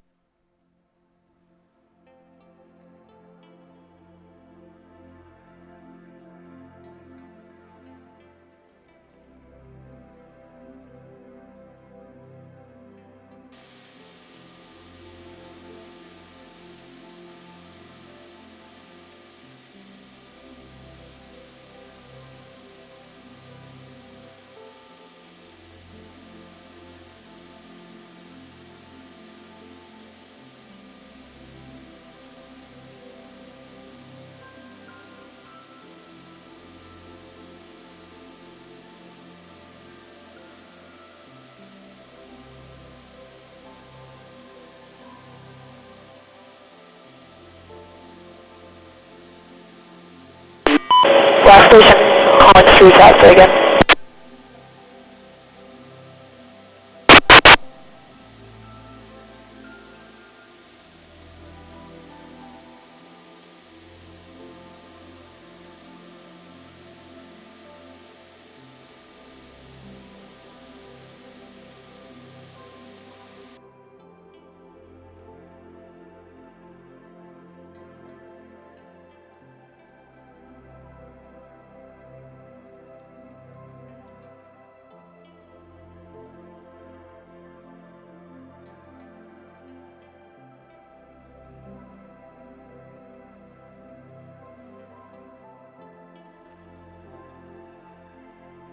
of my streaks appeared to be on the periphery, and for the first several days I got the impression that this direction was predominant.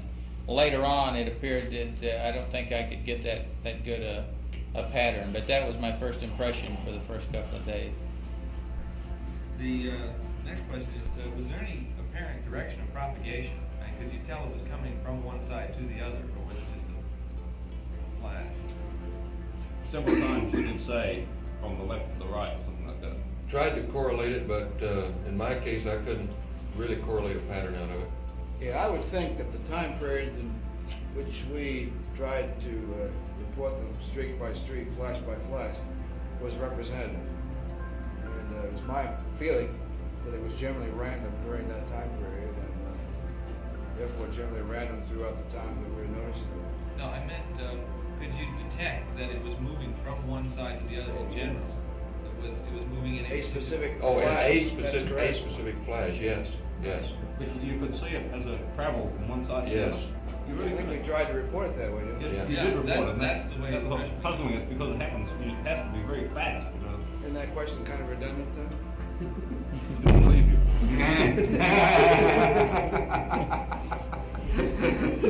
Was there some character to these flashes that had some aspect of direction? Were they all the same rod shaped, or did they have a tail on them?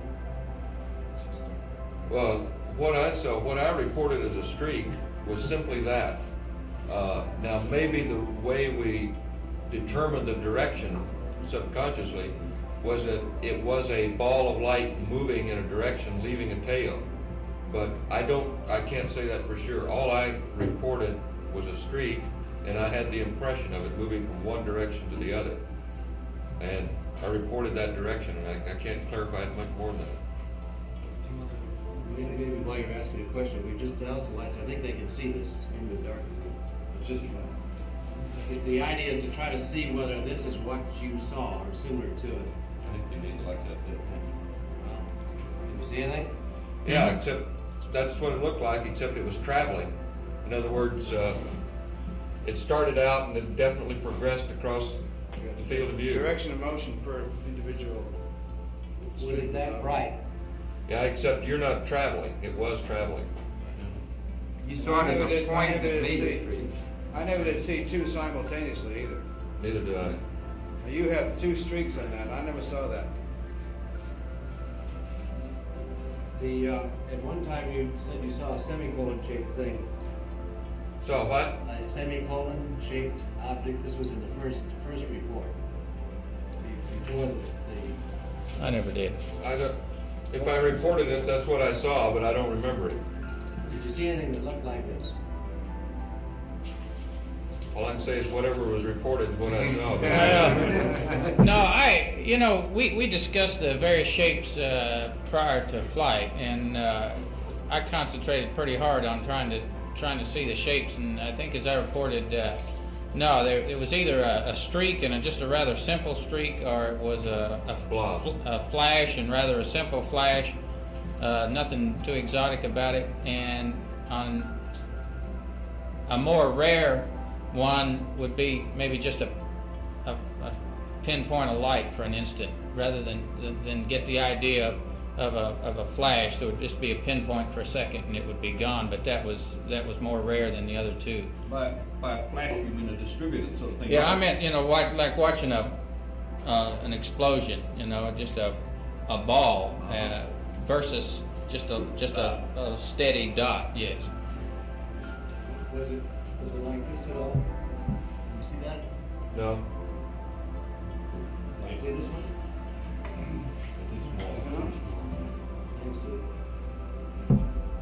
Can't see it. We're not getting any light. I don't think it's lighting. Oh, there was something just as you turned it there. Okay, I can see I that. mean, multiple. Well, this one. Okay, that to me would be the pinpoint that I'm describing. The eruption, or the nova as we call them, would be more of an explosion. Yeah. How about this? Yeah. Were there more dots than that? Well, you've got a very, very bright center and a diffused edge. I would say that the impression I had was you would have an area like that indicating a blow up, but the center wasn't predominantly that bright. But that's getting closer to what we would call, or what I would refer to as a nova or a flash. It's not as bright as what I call a nova, yeah. And was your nova an explosion like this or a discrete bright flash? No, it was, what I called a nova was more of a blob that seemed to start with that and kind of expand. More diffused. Yeah, and more diffused as the time went on. But brighter than that? Brighter than that, yes. That's about what I'd call a flash or a star. Here again, you've got too much contrast between the center and the diffused area there, though. That's more. Also, your time frame that you're flashing, that's too long. It was faster than that. But am I right, Ed, from what you just said, that when you said flash, you really meant a star and not what Stu just described? I think I almost tended to use flash and star interchangeably. That's not true for you. No, when I flash, nova to me were essentially the same thing. The only distinction I make is the pinpoint versus an explosion. Okay, I think what Stu was calling a pinpoint was about what I'd call a star or a flash. And a nova, to me, was a much bigger, brighter thing. Okay, I got a couple of quick ones. First of all, the cabin lighting. Exactly, was it completely dark, or were there some instrument lights still on? Absolutely dark. Absolutely dark. Okay. Wait a minute now. Well, yeah, there is. You're talking about the time period that we ran this quantitative report, right? Right. So, completely dark. Okay. And did you have your eyes closed most of the time, or were they open in the dark cabin? Mine was We had closed. both. Yeah, I had both. even though we had the window shades on, when we roll around so the sun would hit some of the windows, there'd be some light seepage around. We were aware of that ahead of time, so during that time period, at least I made an attempt to keep my eyes closed, Yeah. open otherwise, and of course we closed our eyes when Ed flipped his flashlight on. But generally speaking, eyes were open. No, mine was almost closed all the time. I was floating down the corner of the LEB, but I kept my eyes closed because I didn't know when we might roll into the sun, and I didn't want to pick up any light at all. Okay, the next question on the flashlight was when you shined it in your eyes, what was the approximate duration in each eye? About how many seconds? Well, I just kind of moved it across for 5 seconds or so. 5 or 6 seconds. It hurt. It was very bright. And next question on still your orientation in the LEB. You said you were looking toward plus X. Were you across? I was generally, you know how you have the three couches, and plus X is up. I was oriented this way with my head looking face up down in this corner. So your head was in the same direction as it would be if you were on the couch, just rotated 90 Yes, that's it. And next question is, in almost every case, you did report that it was in one eye or the other. I believe there's one incident where you had both eyes. And my question is, it may be somewhat redundant, but were you absolutely certain that you could distinguish that it was one eye as opposed to... Yeah, I felt I was getting more in the left than the right for some reason. But in fact, you're all heavily biased towards the right on your report. Really? Very heavily, like 3 or 4 to 1. I would have sworn that I was biased to the left. You had 12 right and 6 left, and Al, you had 10 right, 4 left, and of the ones you reported, Stu, you had 6 right and 2 left, and the rest were either no reports or both eyes. It was all very heavily biased to the right eye. That's very surprising. No, well, While we're talking about that, it seems to me that I would get a flash or a streak or whatever the phenomenon, or whatever the shape was, simultaneous with somebody else reporting it. that's exactly the next question. We, there were 3, from listening to the tapes, 3 events, and it occurred in cases where different pairs were involved, which were coincidences where, and I think in one case, Ed, you said flash, and then Al, you said simultaneous with him. I had a flash in the whole right eye. Now, my question would be, when it was simultaneous, was it after he began speaking, or was it in fact, was his words good enough for you to have been a mark on your flash? Well, certainly within a fraction of a second, I think it was simultaneous. Yeah, the couple of times it happened to me, it was his mark, or whoever's mark it was good enough. Okay. Same here. And then the next question is, earlier, before the session, and when you were describing some of the subjective observations, you mentioned the halos that you'd seen, that you'd see a flash followed by And we finally got Stu to take his halo off and put it away.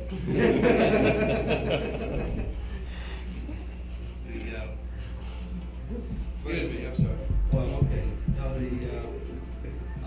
the after effects, were they present most of the time? Did you have cognizance of a spike and then a sort of glow afterwards? Only on what I call the nova or the supernova. Is that true for you too, Stu? I didn't really notice a halo effect myself. I guess I'm not sure what we're calling the halo effect. You mean a diffused brightness? More like an afterglow. Did I call any of those? I sure don't remember it. No, I think Ed described it. Yeah, I don't think I saw any of those. Okay. And the other question we had was, do you remember making any observations in lunar orbit? I know there were no formal periods, but You know, I thought about that on the way back, and I was so tired that night that I really don't remember seeing any flashes, but I didn't look for any either. So I guess the question would be, I consciously did not see any, but I wouldn't take that as a data point. Okay, that's right. And then the final question that I have is, after our formal session, it was at about 191 GET.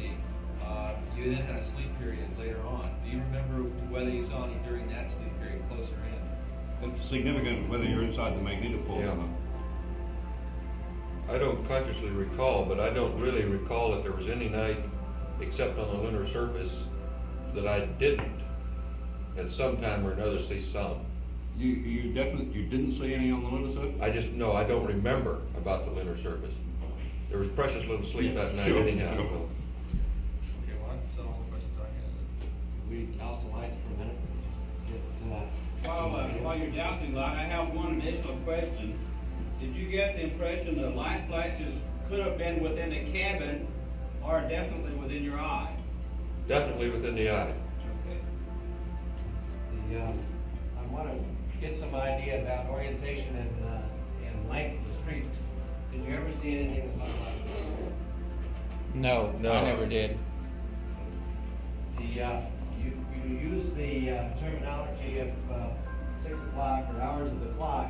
Does that mean to you, when you say 6 o'clock to the center, about how long a streak is that? It's a hard question to answer. If you were visualizing something about the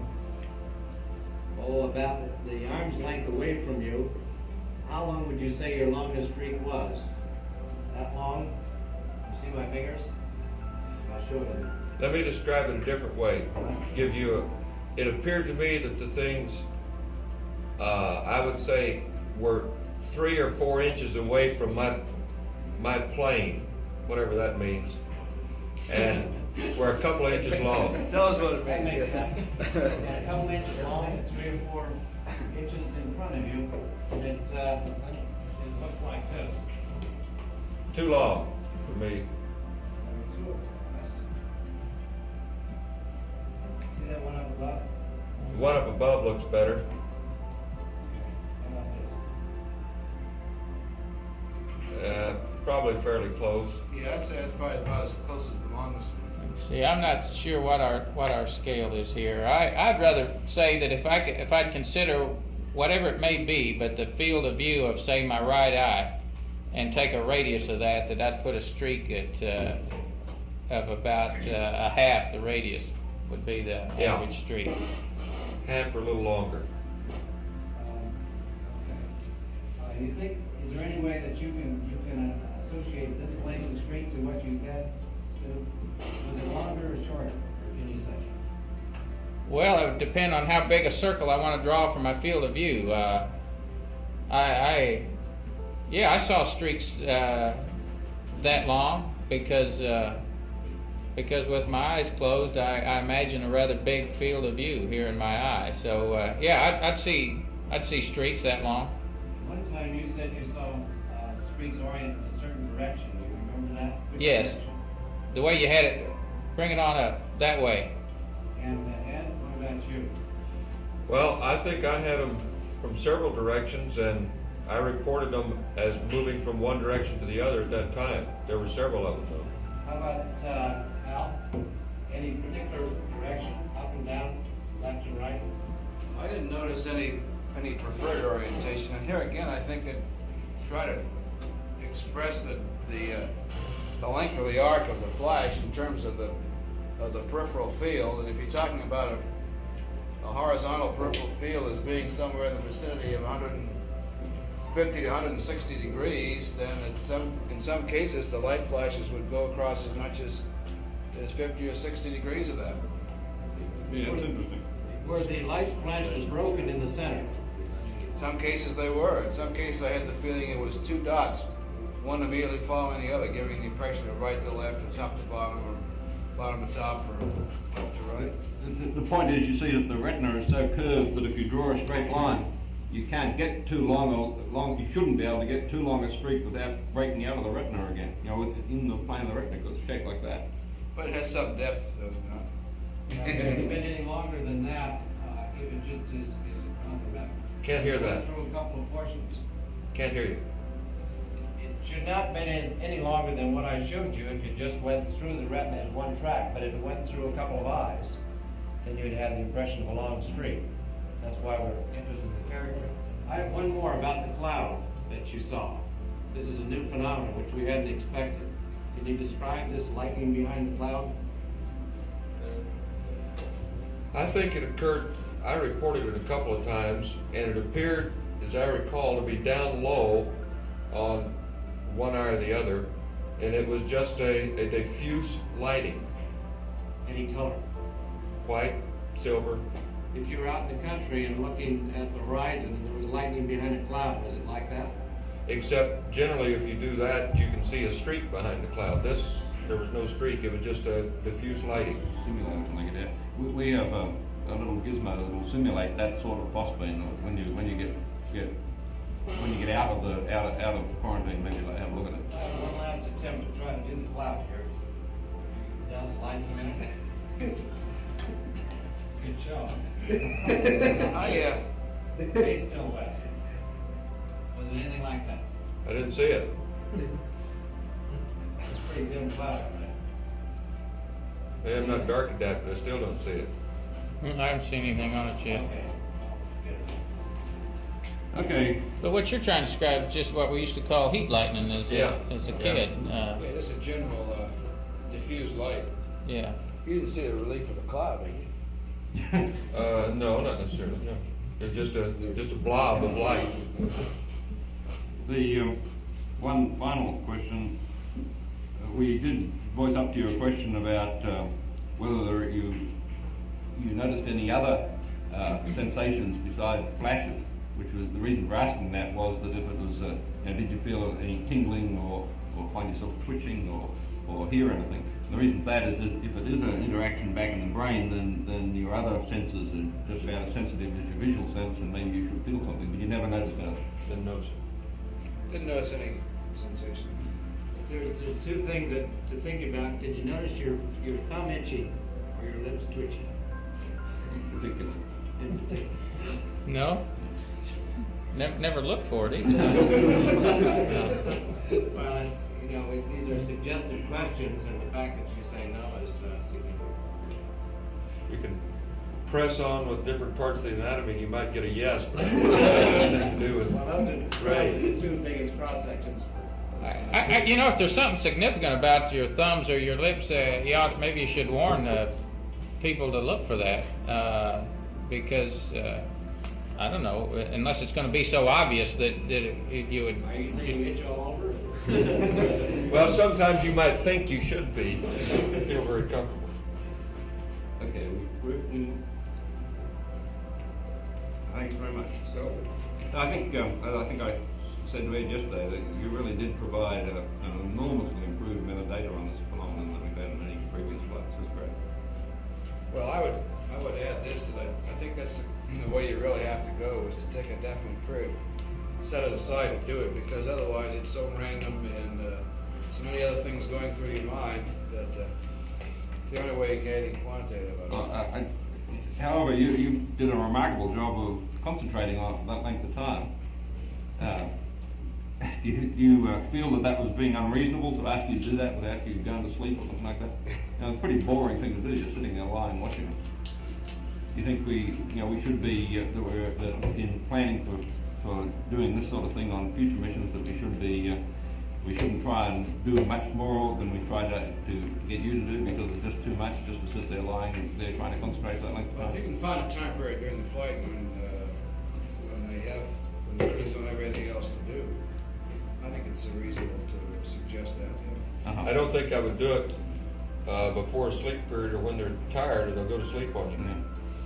Yeah, and I think along that line, Phil, by the time if you talk a little bit pre-flight like we did, and then the phenomena is there, because your first sleep period, or the first time you get the spacecraft dark and close your eyes, you're going to see flashes, and so then that sort of sparks your curiosity a little more, and then when they say let's settle down and count them, well, I think you're agreeable to it. Fine. Okay. Hey, one other comment on that, and I'm not even sure that it's related, but I really think that this is just a general impression, that if I would look at say the glow of the wristwatch or something like that, and then close my eyes again, I'd almost always see a flash, and I tried then to correlate looking at say a crack through the window shade, or looking at my watch or something, and then closing my eyes, and I really came to the impression that the two may have been correlated, but I never really looked at it enough to say that for sure. But I think there was a correlation between seeing a light of something like this and then closing your eyes, and pretty soon you'd pick up that flash. That's an important observation. If the action is directly in the pineal or the retina cells, the outer segment, you might expect it to behave the way electrical phosphenes do, rather than just from light, which takes dark adaptation. What do you think about that, Ed? I'm not quite sure what your point is. I was going to make the comment that with respect to the flashes, putting the flashlight in my eyes did not seem to destroy my dark adaptation. Now, what that means, I don't know. Did you do like that? Yep. That slow? That fast? Yep, for some time. You certainly wiped out some of the nerves. I wiped out something. Wiped it all out. I'm not sure that's true, Chuck. How long did you do it? You shouldn't wipe it all out. A couple of minutes, minute. A minute, back and forth like this. About 5 seconds per drive. Something like that. Yeah. Hey, now I know what you're saying, though, is that the reason you think you didn't knock it all out is because you can still see the flashes? Is that what you're saying? Well, the cockpit looked different. Remember, I was doing this eyes open. And it seemed like, with just what I consider dark adaptation, that I was more dark adapted, that I dark adapted much sooner after doing that than I did when we started the experiment. You would. Yeah. Sure. Yeah, that you would do. Because you wipe out the cones less with that, just with the flashlight you do with the tungsten light or. Hey, I'd like to make sure that on this dark adaptation. Now, I know during the formal hour or 40 minutes, whatever it was, that Ed was shining the light. But I don't know whether you picked it up on air to ground or not. But I had done that prior to that during one of the sleep periods, and there's just, you do not have to be dark adapted to see these beauties. Yeah, I think that's a conclusion drawn from what Ed's saying. That's a very significant data point, because it almost certainly proves that it's not a real light in your eye, generated in your eye. It's actually an interaction itself. Yeah, but why did it take us so long when we started the experiment before we saw anything? It was quite a while, and yet when I wiped the light across my eyes within 30 or 40 seconds, there they were again. 17 minutes. Pardon? 17 minutes. No response from it. Yeah. But when I did it with the flashlight, within 30 or 40 seconds, they were right there again. You said that they were fainter, they seemed fainter than they had on previous times that you observed them, and there definitely is a threshold effect of some sort, because you saw twice as many during that period as the other two did. And I think maybe it's just, my guess was when you didn't see them and then you started to see them regularly, was that it was just that they were fainter. They seemed fainter than you expected, and so it took you a while to sort of get your attention down to fainter ones than what you're looking for. Well, that may be the case, except they did indeed appear fainter in the beginning, and it wasn't a matter of looking for fainter objects. They were brighter after a while. Question for you, Al. And they didn't diminish in brightness when I did the flashlight across my eyes. They were still just as bright 30 seconds later as they had been before I used a flashlight. And that's why I'm questioning the dark adaptation bit. Either I didn't wipe the dark adaptation out, or there is something related to dark adaptation that influences the phenomenon. I don't understand it. It doesn't make sense. That doggone time period that we did it, and the few flashes we saw was very surprising to me. And we talked about this and we commented on it at the time. Boy, it seemed like you'd wake up during a sleep period, and they were all over the place. Now here again, maybe I'd lose track of time. You're laying there in the dark cabin, and maybe it was longer than what I thought, but it just seemed like that. There's abundance of flashes, and I was amazed when it took 17 minutes to see a flash. I thought any time that you wanted to close your eyes, you were going to and concentrate on it, you were going to see these things. That's why I suggest that you really ought to set a time period aside, because it is such a random function as far as I'm concerned. To try to do it on a non-quantitative basis is awfully tough. Yeah. Plus the fact that I think that each individual is going to report at different levels of activity too. I had the feeling there was maybe some little faint things that I would sort of see that I didn't want to talk about because I couldn't define them as a flash. Yeah, I had those too. So, I think also it's a good idea to do it this way, because your subjective impression is not necessarily right. Like you felt that you saw more of them in your left eye than your right, and that wasn't true. That was wrong. So you need to get the data real time. When you go to sleep at night, do you see any of these things? Most people do see something as they're going to sleep in a darkened room. They can't get to sleep right away. Down here. Certain, I don't know.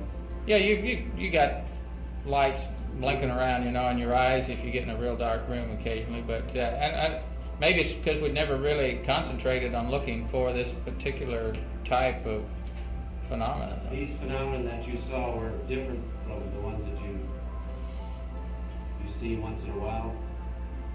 Oh, definitely. Certainly a lot more frequent. Yeah. No question about that. How about in brightness? About what? Brightness. It's hard to say. Yeah. I guess I'll make a note to see if I see any of those, from here on.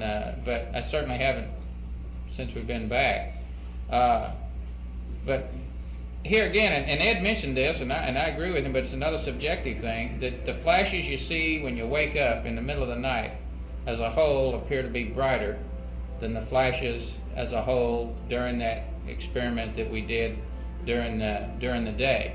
And I'm like Al, I was a little reluctant to call anything except a very positive flash during that time frame. I wanted to make really sure that was indeed a mark at the time that I called it. But those that you saw during the middle of the night appeared to be brighter, and like I say, appeared to be more of them. But here again, you may lay there for an hour and you think it's 10 minutes or something. I don't know. Maybe you lose track of the time, but it's a subjective thing. It saw one blue flash. Did anyone else see color? No. Wait a minute. No, that wasn't blue. It was a silver. A blue-white sort of thing. Like a blue diamond, you said. Like a blue diamond. Was that the brightest that you saw? I don't recall it was the brightest, no. Has anybody been hitting their head and seen stars? Yeah. You have? Yeah. Were these anything like that? I think I'm more concentrating on the pain. When you go to bed tonight, if you went in a dark room, if you just knuckle your eyeballs, you should see flashes, and it might be worth trying that to see whether they look like the same sort. Yeah, we cry a lot in here. Okay. No, I'll say, you know, if you can get the next crews interested, Phil, you know, it makes a great topic of conversation, and, you know, during the flight, you got nothing else to talk about, you can talk about light flashes. So, you know, I think if you get the crew's curiosity aroused, why, it's a good deal. Well, I think the interest, the pressure on the subject which is built up is such that there will be some formal experiment on it, and it's probably the way to go. Okay. Thanks very much. Thank you. Okay. Now, we'll keep back in touch with you, let you know what we're gonna do with this other thing and what we're gonna do, how the things are coming time-wise for the end of the business too. For the what, Chuck? For the tolling. You know what the date is, you know what the time is now? 07:31 on Saturday. So the release time, you mean? Yeah. Work on springing us early, Chuck. Somebody said that the 21 days ended up on Saturday morning, Yeah. We've been led to believe otherwise, Chuck. In the debriefing plan, it says 0800 the 26th on Friday. Deke says we get out Friday morning. Yeah, he called yesterday. Yeah, he called me last night. He says, how the hell do we ever get this number here? I said, I don't know where you got that number. Well, the radiation people are here. We're talking about release and all that kind of business. Can we get a hack on when they're going to get total body counts?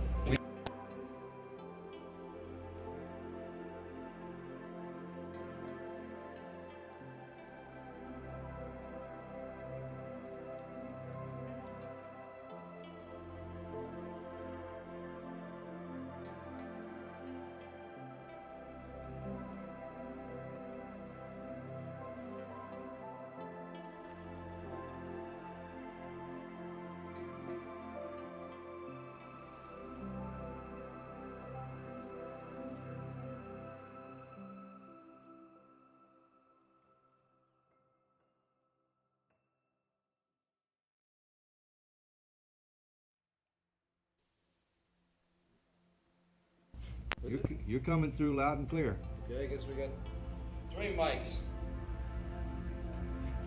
1 3. What mics do we need? Good morning, Charles. Hello. How are you? Fine, how are you? Fine. Good. You're fine. Good.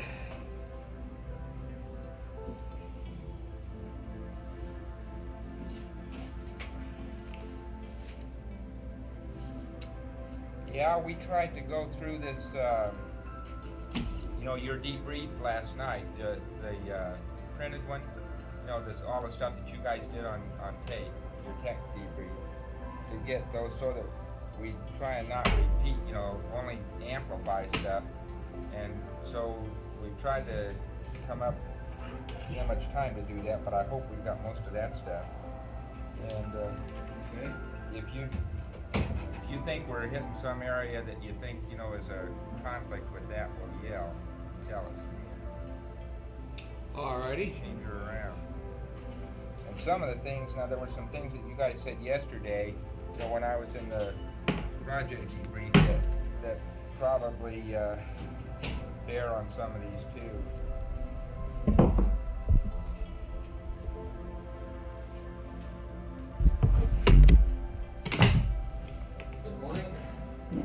Good morning, Ed.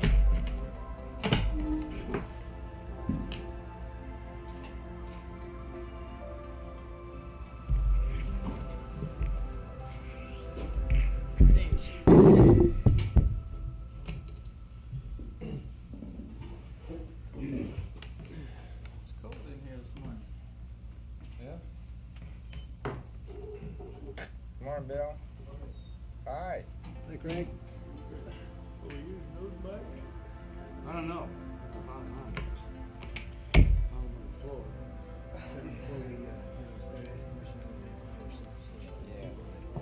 Transcribing our voices. Yeah. Some of these people there.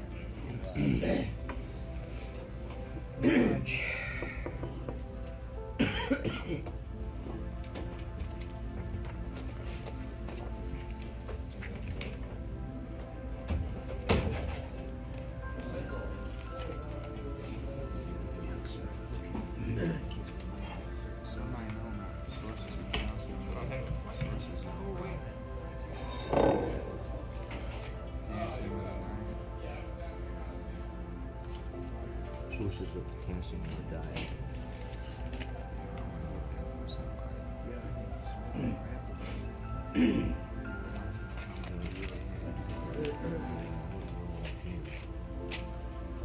I don't either. We don't have any. But that's some stuff I like. No picture today, a lot better than I had yesterday.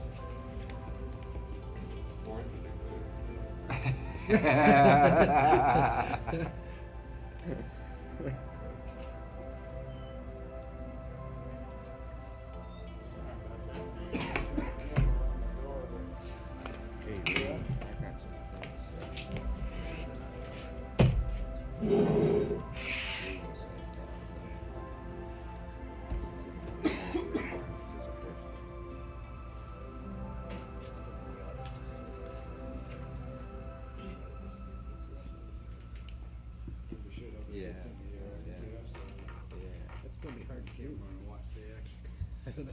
There isn't anything you can do. I heard what you did. Okay, the show's all yours. What kind of a format do you have in mind today? Okay, Questions and answers. yeah, questions and answers.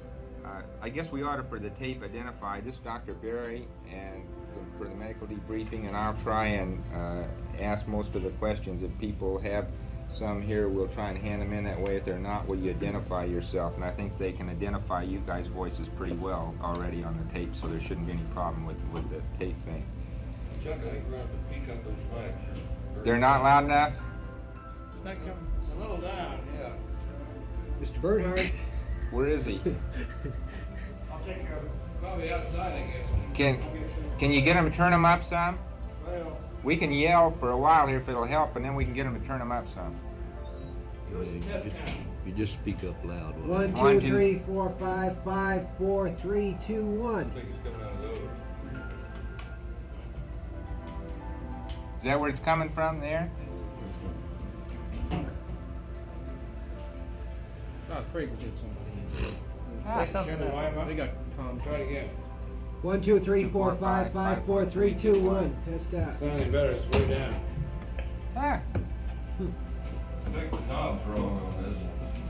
Mark, you're reading it loud and clear back there. Well, it's not coming in there, though.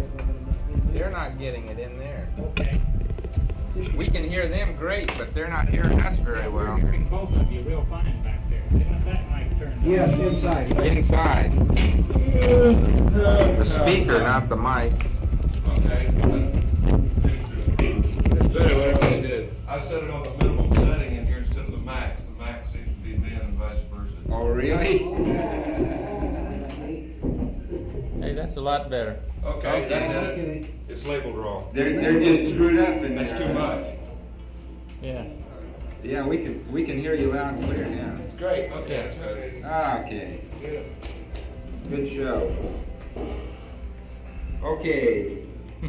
I'm going to start a little bit out of order here, but one of the things that sort of pervades it all is medical requirements. And in this section 27, you had some comments about the medical requirements, and I thought we ought to just get one question with you. In explaining the medical requirements, we had one opportunity to do that with Deke, of course, at the time that we're trying to get the medical requirements document published. The only opportunity we really get to go over that with you was at the 30-day briefing prior to the flight. Now, did you guys feel that you had an understanding of what the requirements were? Because when I read this, it sounds like you did not. Is that true? I think I read the forms, Chuck, and understood in general what you were after, at least the number of sessions we had. I think it's a question of degree here. Yeah. Okay. Well, one of the things we try is a very valid thing, like Al's comments about, you should substantiate the requirements. No question about that. They should be clear. They should be clear to you in the sense that you ought to know that what you are doing is worthwhile and the stuff is used and it isn't wasted somewhere down the line. Somebody isn't just doing it for fun.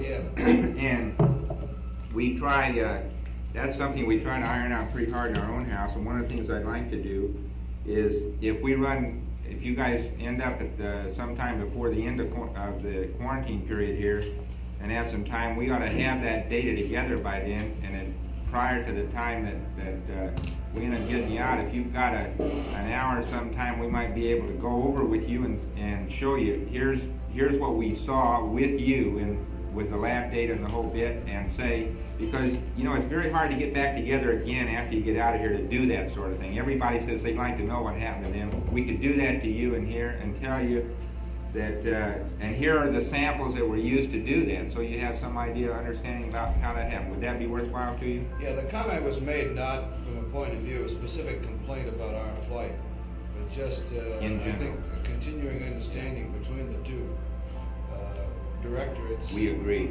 Ahead of time, because it's the kind of thing, well, just like with other scientific experiments, unless the crew understands the reasons and agrees with it, the thing isn't going to be a successful experiment. Amen. So the comment wasn't made from a point of criticizing anything specifically about our protocol at all. Just to reiterate what everybody ought to know but doesn't always think about. Yeah, good. And I think, Chuck, also, probably the last few weeks before flight is not the time to try to brief the crew on the medical requirements.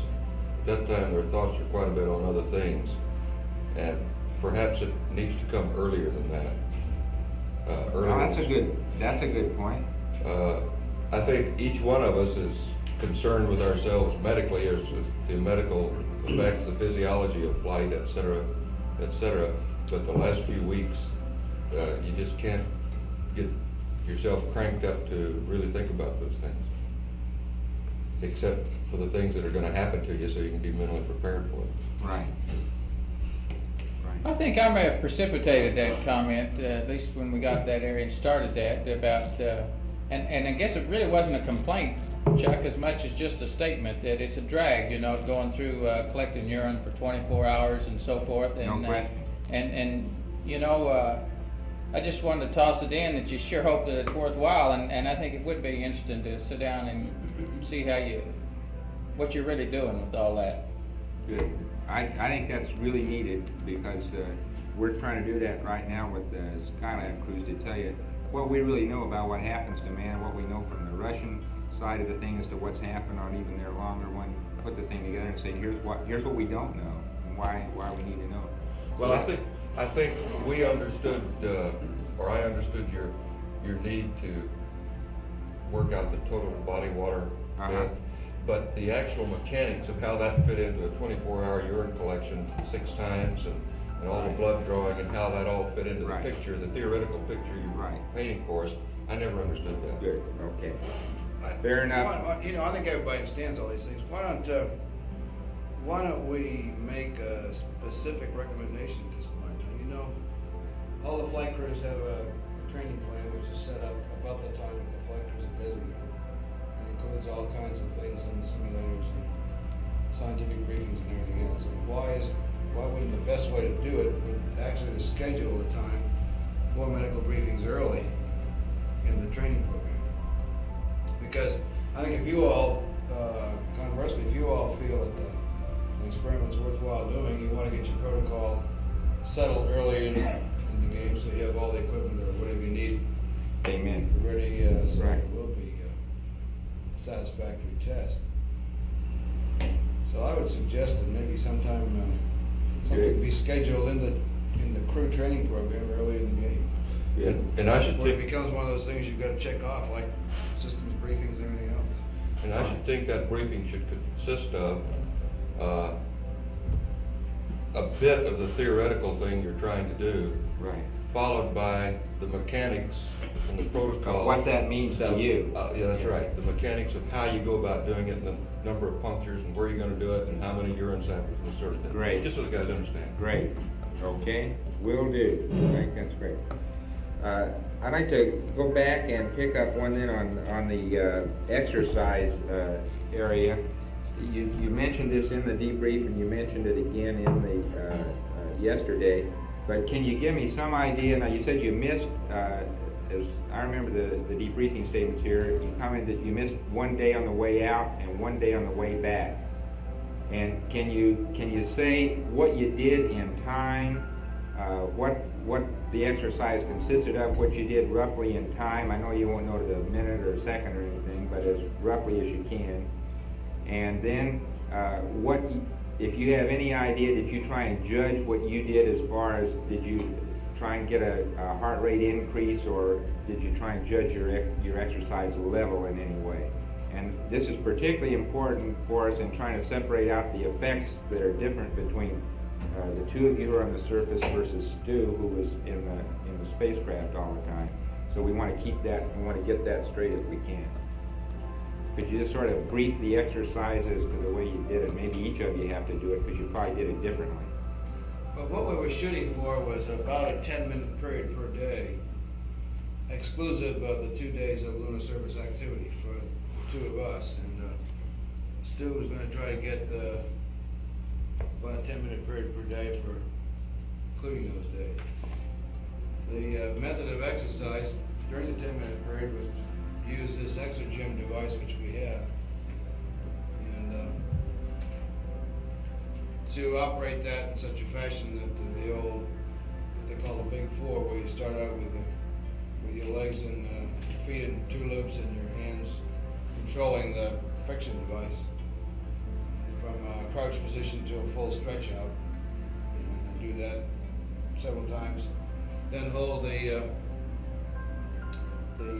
fixed loops and use the legs in the movable loops, and then hold the fixed loop with the toes and use the biceps on the movable loops. That's the general pattern that we tried to follow, but we didn't make all of those time periods. We missed the first day out because of, well, we didn't have it scheduled the first day out.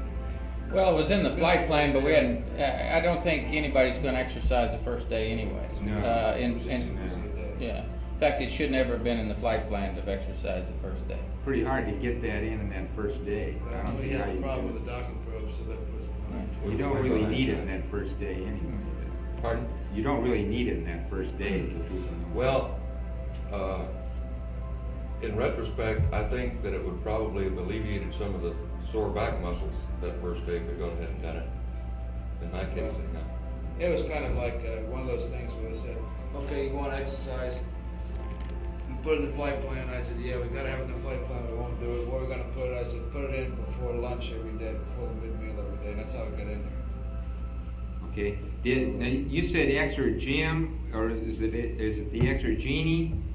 Exergym, I think. Exergym's a trade name. Yeah, they're both similar devices. It's the same thing. It's the friction one. Yeah. Okay. Yeah. Okay. And so 10 minutes a day is what you had programmed for the thing. And did you have any? Do you have any? Did you feel that you really got a fair amount? Did you get up any increase in breathing rate or heart rate that you were aware of when you did it? Yeah, we didn't do it quantitatively, but certainly. Yeah. I always tried to stop short of cracking a sweat. It's just not desirable to get all sweaty in the spacecraft.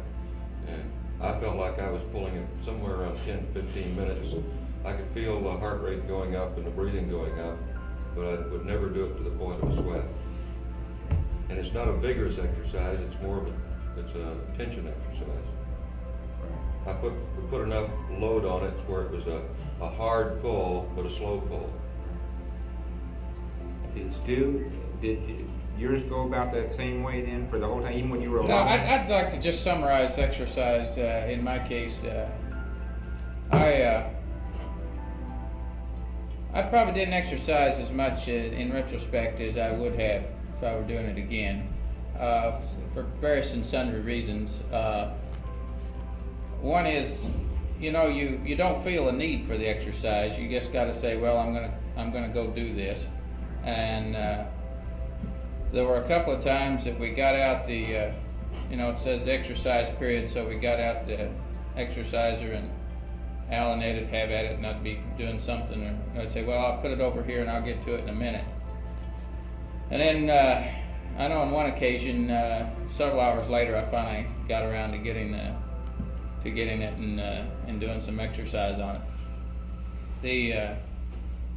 I'd say probably 5 to 10 minutes was the length of time. I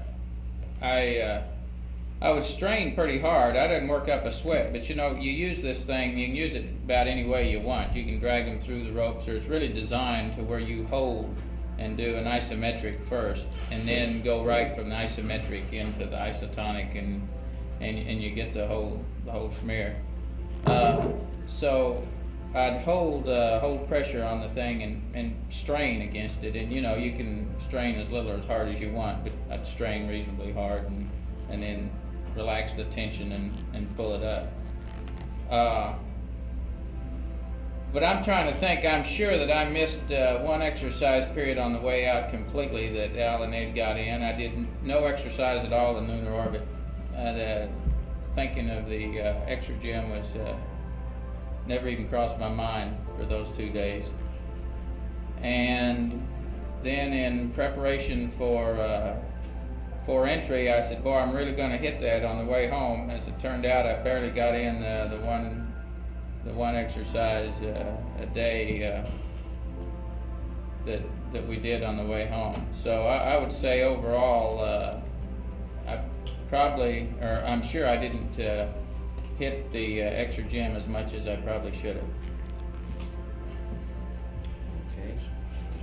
I don't know how, from my point of view at least, how you, in a case like this, where you're trying to correlate the relationship of the exercise that Ed and I did, for example, and its benefits or lack thereof with respect to the lunar surface period, which was over 30 hours.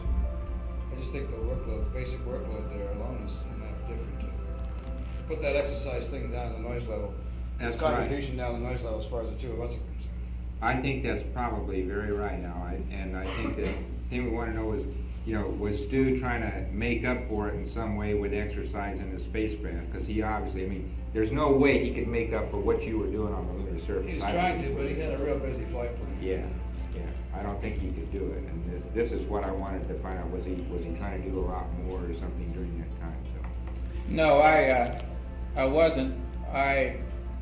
I think that'd be a difficult thing to try to do, really. I don't know. You're going to, maybe with the longer period in lunar orbit, CMP may not be quite as busy, or maybe. I suspect he probably will be. I think it's going to be difficult to get in much exercise there.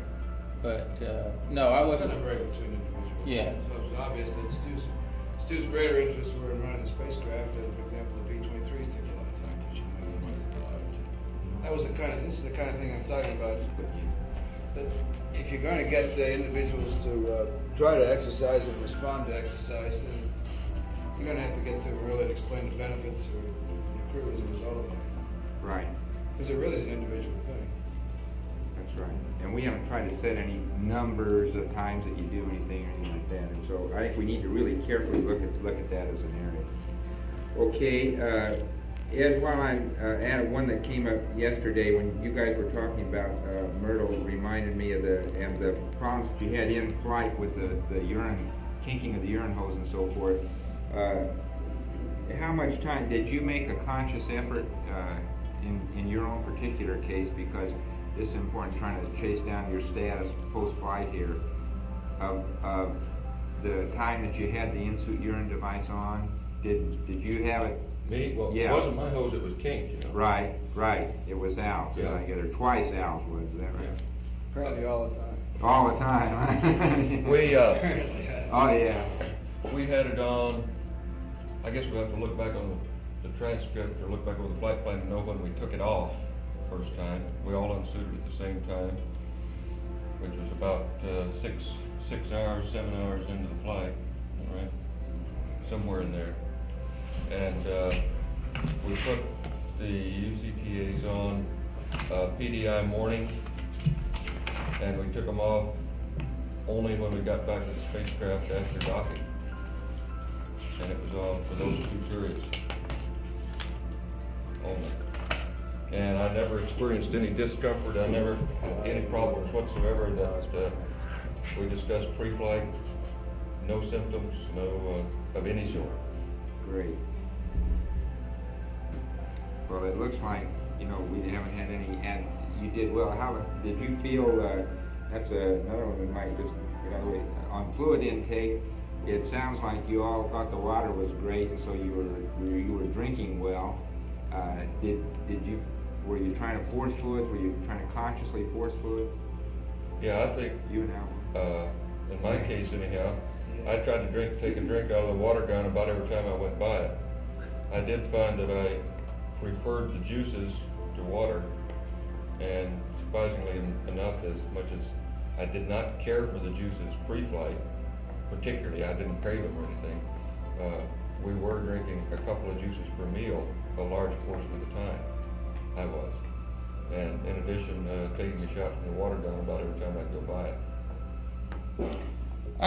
I forced myself to drink the water, not that it tasted bad or anything, but just to keep the fluid intake up. And so I would drink water, like Ed says, every time you pass the water gun, you say, well, I think I'll try some of that, and one person would take a drink of water and pass it around and would put it back up. As I understand, though, you stated in the debriefing you felt you drank about half as many juices as they did. I'd say that's probably a good average. I'd say probably a third less. A third less. Yeah, in juices. Mm-hmm. Yeah, you drank 2 juices. So. Yeah, I drank 2 occasionally. Toward the end, I was drinking 2 more than I was, because a lot of times you'd drink a cocoa and a juice, and I'd bypass the cocoa, and I'd just drink a juice. So I'd say probably, and this is a wag, but I'd say a third less juice than they did. Well, I think I kind of decided I was going to try to do everything I could to end up in as good shape as I could at the end of the mission, which included keeping the fluid intake and the food intake up, as well as the exercise. And that's generally what we tried to do. You did a great job of it. We had to try to get 2 juices per meal most of the time. Okay, there was a question here about for you, particularly, did you eat more? Do you feel while they were with you, Al and Ed were with you in the spacecraft, and when you were alone, eat and drink better? I saw in your food thing. Well, I'd say, excuse me, go ahead. I saw in your food comments there that you had difficulty, the food preparation thing you'd have preferred if you'd have had some canned things you could have opened quickly and gotten to when you were alone that way, and I can surely understand that. I think it's something we ought to look at. But well, that's the way I did eat. Yeah. That's because we had them there. I guess it didn't come out right, because that's the way I did eat in lunar orbit. I would say, I'd say the answer to your question would be yes. That I ate more when they were in there, but the idea of people being together is nothing in that. It's a time factor. Yeah. During the coast phase, you have more time to worry about eating. During that lunar orbit phase, I didn't have any time at all, and any extra time, and particularly with the troubleshooting the Hycon and so forth. So I didn't have the inclination nor want to go to the trouble of trying to mix up a meal as such, and I didn't much like the going to all that trouble anyway. So I opened up, a can of that chicken salad, I think it was, and I had that for breakfast, and then a wet pack, and that's the type of food that you can really get to in a hurry and eat. Right. So I wouldn't say overall that I probably ended up eating too much less, but it was a little different rather than sitting down and mixing up a rehydratable pack and so forth. So the total amount you don't think was any different because you're there, but it was just different kinds of food? It may have been a little less, but do you personally feel, now the weight loss is involved here, yours, that they you got 1 pound each here, and you got a 10-pound one, and I heard your comment about the scale yesterday too, but do you have any personal reason why you think there's that much difference in the weight loss? I mean, is there anything that that you personally tried to account for it other than food intake, water intake, or anything of that sort? No, I'm not sure that there's anything magic about the 0G or the flight. I would suspect I'd probably lost several pounds if I'd eaten that same menu and sat right here.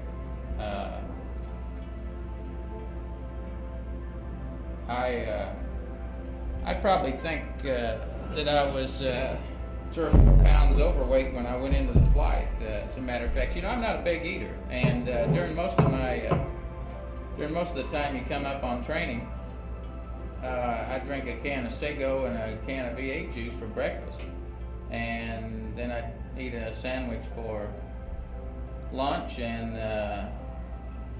maybe drink 2 or 3 cans of beer and eat a sandwich in the evening. And yeah. I can go for days on a menu like that, and I don't know how many calories all that adds up to, but it's not really a high calorie diet, and I would say that pretty much was my diet for 3 months prior to going into quarantine. Was just about what I stated there. And then when we got into quarantine, well, then I started eating more for breakfast and eating a bigger meal in the evening. And so I think I probably was 3 or 4 pounds heavy going into the flight. And so I think the weight loss may be overplayed a little bit, because I think I had a few extra pounds, and then plus I don't think that maybe we picked the right weight up on the rolling scales.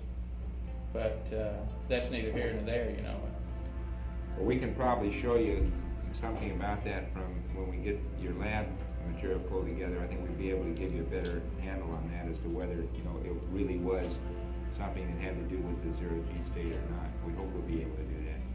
So we'll try.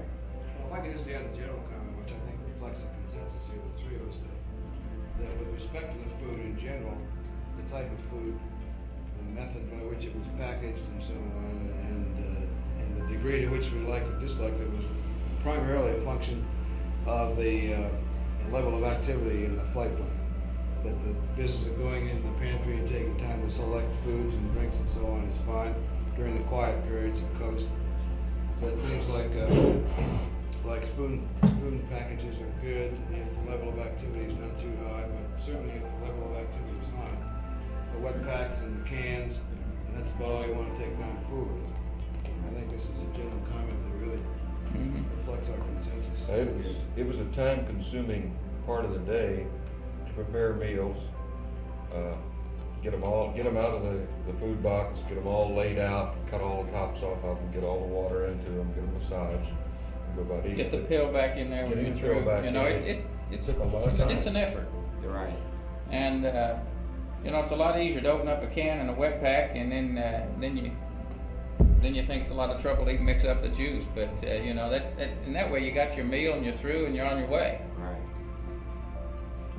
Okay. The cooking problem, quotes, is still a problem. Which has been fairly common, I guess. Yeah, I think if you got plenty of time, you don't mind spending an hour or so. As a matter of fact, it's a very pleasant hour. Yeah. It gets rid of that time very effectively. But I would say in my case that watching these guys eat, they went right down the menu, and so I thought, I really should do that, but I just didn't have an inclination to eat that much. I'd even though in your own mind, hey, you ought to do this, and you ought to keep yourself, eat just as much as you possibly can. I just couldn't get around to doing it. In fact, several times I'd mix the food up. And then by the time I'd eat a couple of packages, I just couldn't get to the third package, and so I'd put it back in the pantry. Well, Stu, one of the things that's going to come out of that is somebody, reading the debriefing itself. The obvious question comes up: okay, was your lack of appetite itself, was it just plain lack of appetite, or did you really have any discomfort as far as the gut was concerned at all? Anything that you felt was pathological in your loss of appetite due to the environment or anything?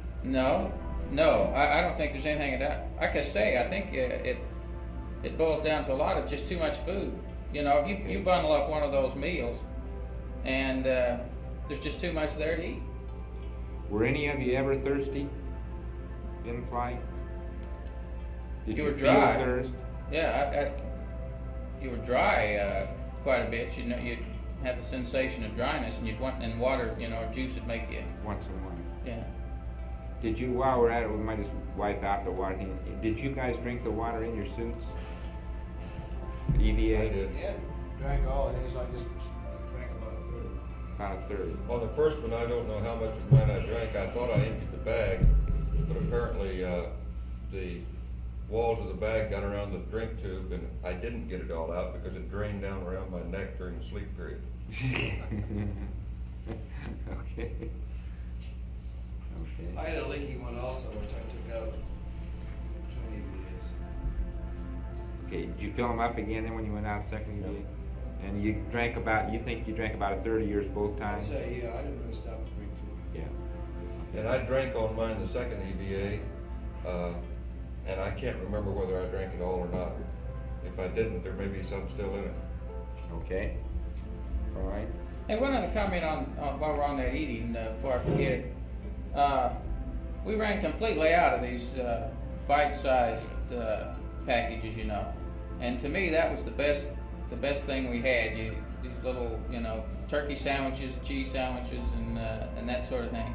Because that was a no-sweat operation. You just clip that off in a can of juice, and you could go at it. So I really liked those, and I eat all those generally that I could get my hands on, and we ran out of those. Well, we ran out of most everything else too, just about anything. No, not really. I had all kinds of food. If I may make a comment, if you don't mind, about his eating and drinking habits. This flight plan is really something that he worked on well before the flight. It's a busy flight plan, it's a full one. And it was my impression that he was more interested in being sure that the flight plan was done properly than eating. Oh yeah. I think that affected it to a great degree. Which again gets back to the level of activity versus the. If you guys can get a little, for example, those drink bags, get a little diaphragm on the end, just stick over a needle and pump the water in that way, and shake it up, pull the plug out, and drink it out of the same deal. That would be a lot easier for those drinks. I mean, for the juices and things, you mean? All the cutting. Yeah, so that you don't end up having to sort of feel you got to drink the whole damn thing once you get it done. You see, you get a drink bag, and you get a little gnarled thing that's all sucked in, the plastic is all folded down. Unless you got it exactly right, first of all, you can't get it at the nozzle without having it leak. And you get it all done, then you got to go cut the other end. And I was just thinking maybe it might be an easier way to put a diaphragm fitting on there that will, you could stick over a hypodermic type of thing and get the water in that way. Might be a little bit quicker way to do it. Okay. Anything you can do to make it easier is going to help increase the consumption. Right. Particularly during busy time periods. Okay. But could we get you, this is going to involve just really Al and Ed. We'd like to have you describe as well as you can the things that you did with your bioinstrumentation harnesses, because it's very hard for us to be sure exactly what happened. We don't have that stuff back yet. We're going to set up, we've got to develop a plan to troubleshoot it. And as the thing that happened with yours, Al, just from our point. You want the actions, not the words, huh? Pardon? You want the actions, not the words. The actions, not the words, yeah. Okay. Well, you said in some of the words too. But from our point of view, what happened with your particular harness is everything was fine when everybody left the MSOB. Okay, when you got into the spacecraft. Right after you got, apparently when you were getting cinched down somehow, because we had about 3 minutes or so after you were in the couch of good data on you. Then we began to get erratic data. It began to wander, the baseline began to wander all over the place. That continued to get worse and worse, and pretty soon it was going just full scale, which was totally unreadable. So the question was, okay, it was a question about hatch closure at that point in time. We decided right then. I said, well, hell, we're going to go without that because sure it's a sensor, and the only way to get at it anyway. We asked you then to try and press on those things. If that wouldn't do it, if that wouldn't reseat it, then the first opportunity would be when we got you actually in flight. Now, we don't know why, but it came back. It was gone still when you went over Australia. As you came back up on the States, magically, there we had data. And we went back to the MSOB from the firing room to Quetzat Pass, and there you were, wow, that was beautiful, just as if nothing had ever happened. And you hadn't done a damn thing, because then we asked them, you know, had you done anything? Now, as we understand, when you looked at that sensor then, that you did have some material had leaked out from underneath it, and we understand that you replaced that sensor, you cleaned up and replaced that sensor, is that right? We didn't replace the sensor. Okay, just to Cleaned it off, refilled it, put a new sticky back on it, and put it back on. Yeah, okay. That was the second day into the flight. Yeah. This was Yeah. like the second day. Right, yeah. That was the first time that we really, and that we asked you to do that then because we thought we'd get it out of the way before you got into the, okay. Now then you had another. They also changed the adapter, CWG adapter, because at one time in the flight they said my comm wasn't very good. Yeah, your comm was terrible, right. We had a spare adapter, and so we changed that. Now, exactly when that was, I don't know. But That was pretty early too. I think it was the first day, right? Yeah, I think it was the first day. Al, that was the That lowest. wouldn't have anything to do with the launch problem, because of course we're No. using a different, No, and we had a respiration on you. You can see respiration, but we didn't have the. that's good. Yeah, but we didn't have an ECG. That's very reassuring to me. That's right, good. Hey, Al, can you correlate the reappearance of your EKG signal with any flight plan activity that you might have been doing? I sure can. I'm just as mystified about that as you are. I tried to press it through the suit and Right. everything. It You know, happened. you can't feel anything through the suit. Well, you were free then, though. You had your helmet and gloves off. It was 1 hour and 30 minutes GET. I don't know if that rings any bells to you. Helmets and gloves were off at that time. We were moving around with the post-insertion checklist, and there's some movement in the couch, so I dive in and get some things and pull them out, still that sort of stuff. It's just got to be that you were probably just, it was in the cinching down in the couch that it probably loosened that edge of that sensor somehow a little bit, and I don't know why. Or put a crimp in a lead, or Yeah. brought it into contact with something else. Yeah, because it sure came back fine after that. Okay, then the second time, what else then did you have with yours, Al, from your point? What else did you do to the thing there? The only other thing I noticed was about next to the last day, that the thread coupling between the sensor line, sensor harness, and the belt, the little transducer in the belt. On top of the signal conditioner. Yeah, it stripped the threads. I could get it to hold a little bit, and apparently the signal was fine, then it would slip off. It came back beautifully when you tightened it. But then, when I unsuited at the end, I noticed that was loose, so the threads apparently stripped on that. Apparently I got it cranked down too hard.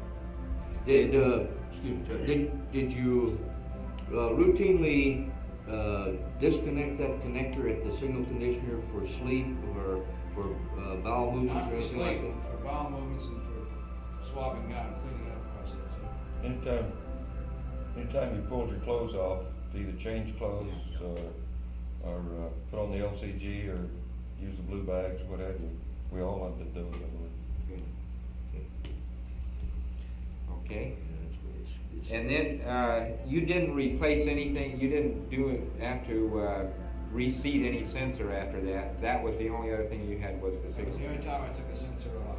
Was that the first time? That call was correct, because when you took it off, you could see the seepage of the electrolyte. Right. Same with the. Okay. How about yours then, Ed? The only thing I replaced was that one sensor.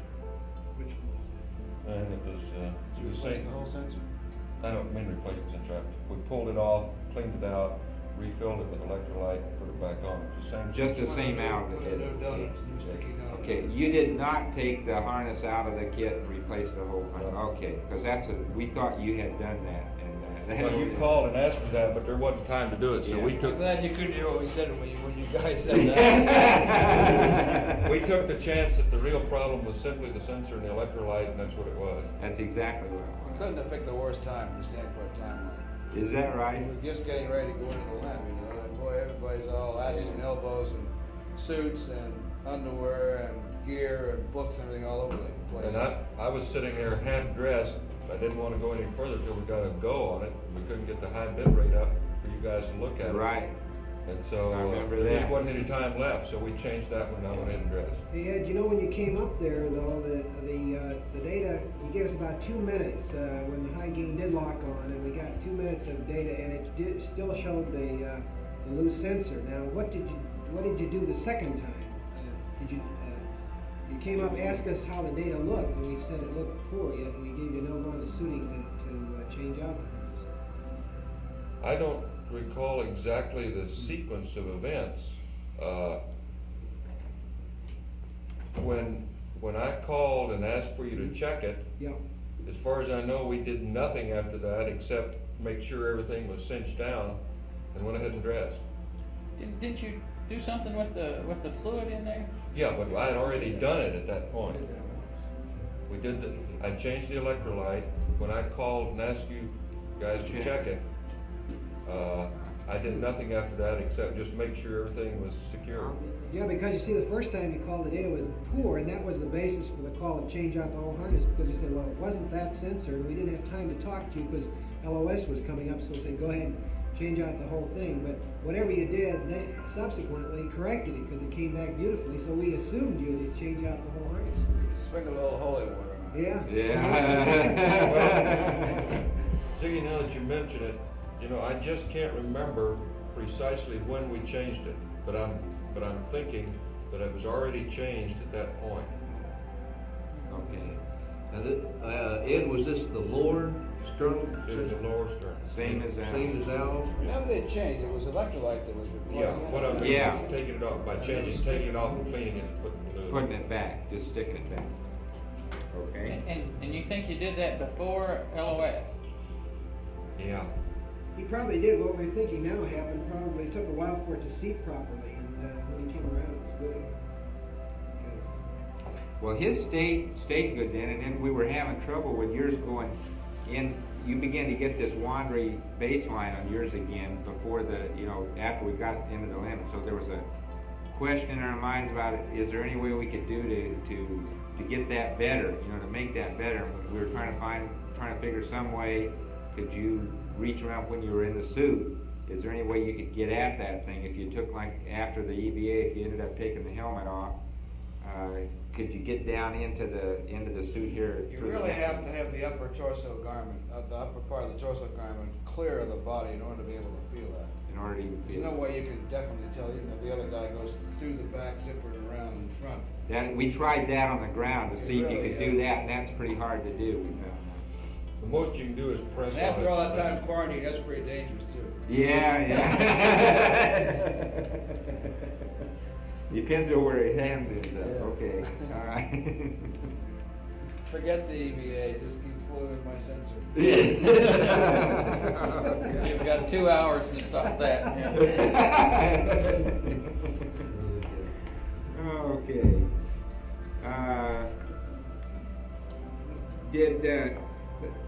The thing we got from the sleep, and which I think is fairly well covered. If you have anything to add to that, we'd like you to. But what we got out of it is that all of you pretty well never really had a solid long sleep period. That it was broken, and it was things like a couple of hours at a time or something. And I gather that the reasons for that varied. You had some difficulty with wanting to feel some pressure. In Ed's case, I know, and Al mentioned this too, and Stu didn't like the couch, and then you ended up in the limb. The thing was being in the suits all the time, and then the tilt of the limb too. Both those things probably had a lot to do with sleep activity. Is there anything else that you think you can add? Did you feel that you were rested enough to do the task even with the sleep that you had? Yeah, but I think we were working on reserves. Yeah, I did too. Well, there were 2 days that we felt sloppy. One was the second day out after the excitement of the launch and all that activity, and becoming acclimated to the new environment. So we felt like we weren't really clicking along too well on the second day out. And then the day after TEI, although we all apparently slept better after TEI that night, I guess was probably, in terms of continuous sleep, was probably the best night we had. Still, the next day we felt like we were not really organized. We got things done, but the little things were not being handled as neatly as we would like to see them. So these are the only 2 days we felt that we were on top of the floodplain.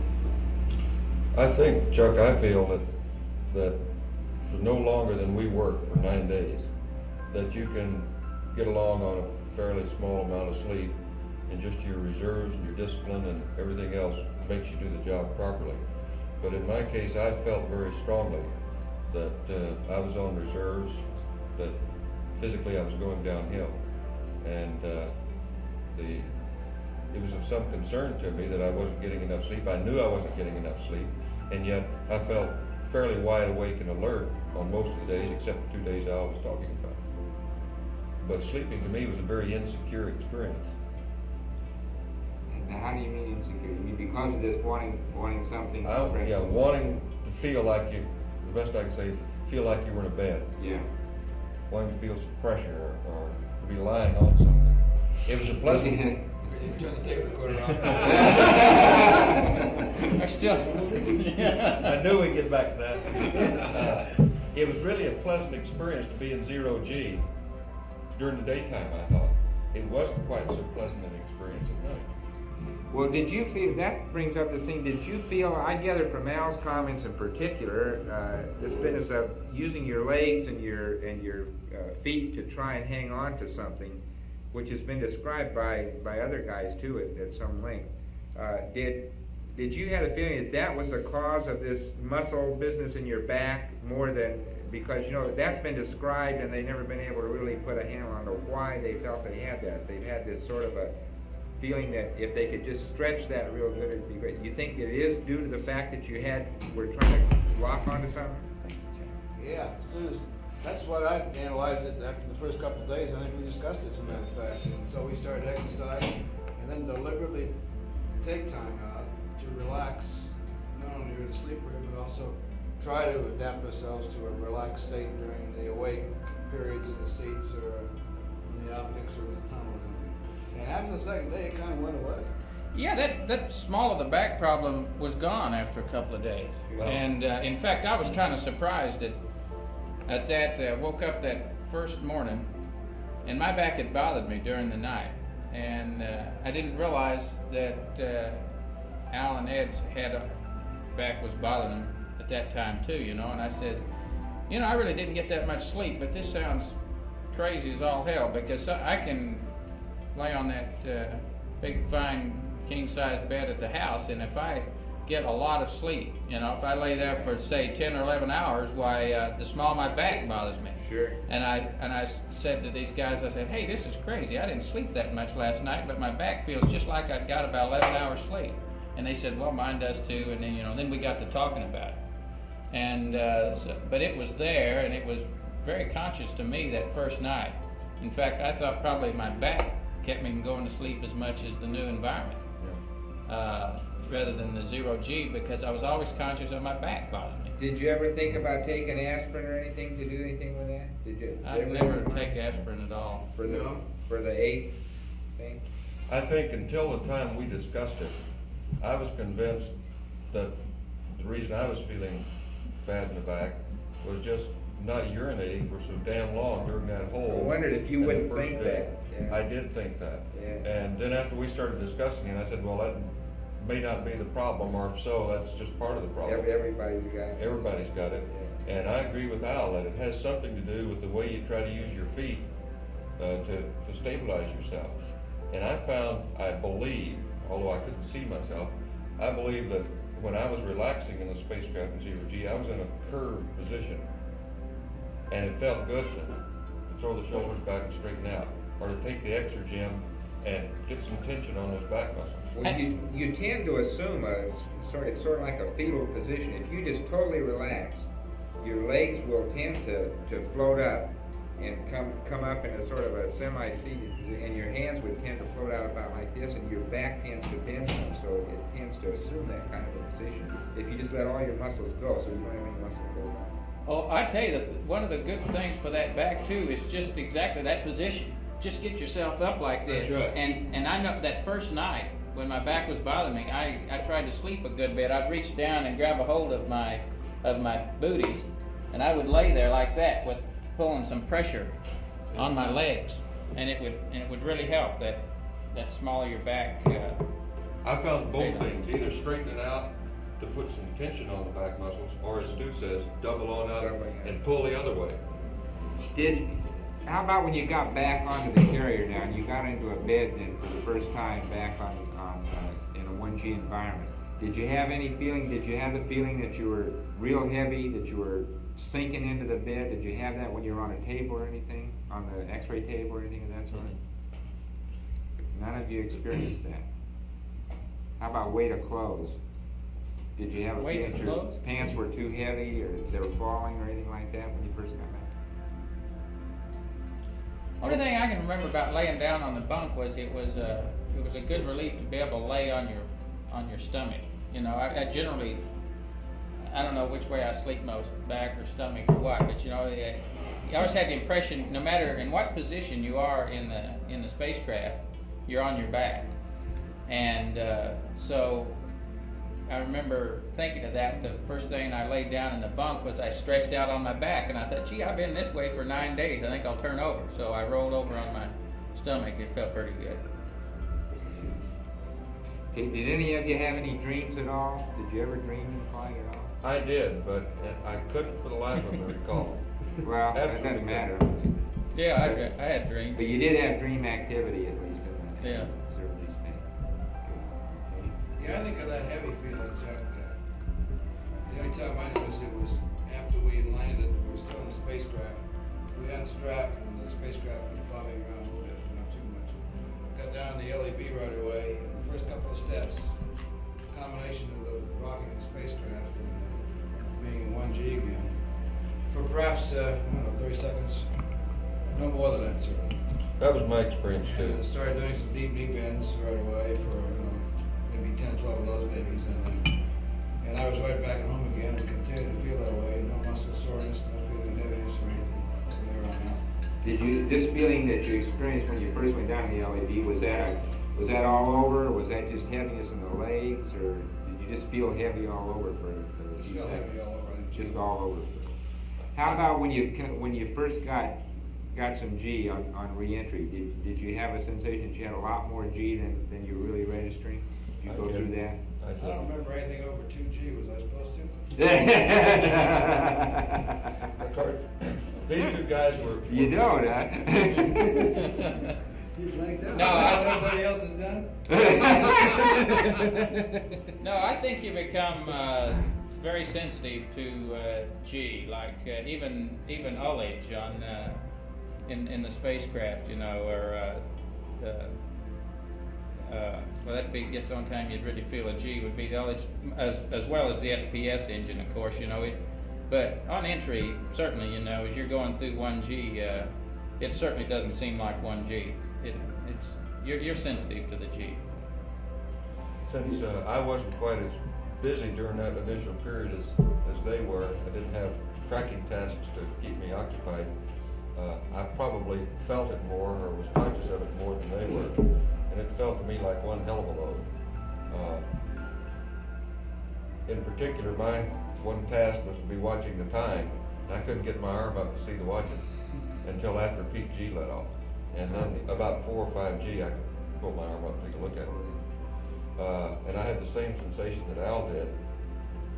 Right after I got out of the couch, I felt very, very heavy. And then with just a little bit of motion, it seemed to go away.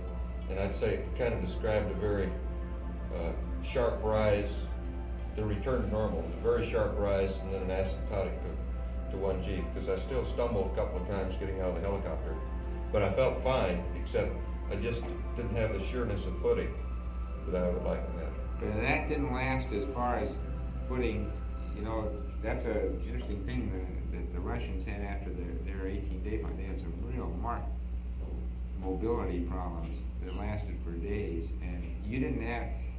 We've never had anything of that degree. We've always had some initial footing problem. You know, just getting used to being back on the 1G environment, and then you're on a ship too, which is moving around. And this didn't last for any of you for longer than a few minutes. Really getting out of the house. I never felt lightheaded at all. No, neither did I lightheaded. How about putting your feet in the right place? Did you feel like when you were walking that you were walking normally on that your steps were normal and everything, that you didn't have to worry about where your feet were? No, I think that up to the point we got in the MQF, I felt that I took a little care to make sure my foot was going where it was supposed to be going. But it wasn't out of the ordinary, really severe or anything. No. It seemed to be improving very rapidly from a very heavy state for the first 30 to 45 seconds after I got out of the couch to within an hour or so after I was in the MQF, the footing was very sure. But I do remember stumbling once going into the MQF from the helicopter, and I didn't see anything to stumble over. I stumbled. I think, hell, you'd do that right now, though. If you're going to walk out of that door with a television camera on you and you're going to walk up to the front steps, you'd be more conscious of your footing. Exactly what I was thinking. You'd be more conscious of your footing, whether or not you'd been in 0G or not. Sure, if you're carrying a load, you're going to look very carefully where you're sitting. Yeah. You don't want to not get knocked down. Yeah, and you in particular know that, you've just come back from a flight and people are going to be watching how you're walking and all of this stuff. So, it's in your mind and, you've got to walk this 30 feet to the MQF. So just naturally you're more conscious of where you're going to put your Well, I may have psyched myself into stumbling for that reason, but nevertheless I did stumble. In spite of the fact that I was conscious of the fact that TV cameras were on. Okay. Did you notice any distortion of your facial features at all? When you look at the TV, the in-flight TV, as we watched you, when inside the spacecraft, you get the impression that your faces are not like they are now, that they're much rounder, that's a thing that you see on the TV. Is that true? Did you feel that when you were looking at each other? No, but I observed that when I saw a picture of us taken from that TV, and I didn't think anything about it until you mentioned it. You look quite round. You look much different than you do now. It's very rounded. But you weren't aware of that, looking at each other. Al Bean had made a comment of that in the 12 report, that after he got into orbit, he looked around and everybody looked 20 pounds heavier. And I remembered that. And I looked at these guys, they look just as bad then as they do now. I had remembered that comment from Al Bean's report, and I really didn't notice it. Yeah, the 12 crew, I guess, been the one that was the most impressed with that of anybody, and they noted that they felt even that they had redness of the face for several hours after they first achieved orbit. Well, it's the general feeling of fullness, I think. Yeah. But I mean, just to look at a person and see his face puffed up, I didn't notice that at all. Maybe it was just lack of observation, but. Or maybe for the first 5 hours we were too busy doing anything. Did you have any sensation that in the first 24 hours in flight that you urinated more than you normally would, than you did the rest of the flight time? I don't know. That's a hard thing to remember, but do you have any idea that you did that at all? I went 7 hours without it all. I never used my UCTA. That first one was a whopper, I know that. Of course, you got a lot of excitement to make it a whopper anyway, so it's hard. No real. No feeling one way or the other on that. Okay. Can you comment on the work that you did EVA out on the lunar surface as far as what you felt based versus your ground training? Did you think it was harder, easier, or about the same? And secondly, as a second question to that, did either of you feel really physically tired to the point that you knew that you were really tired during the EVAs, even going up cone?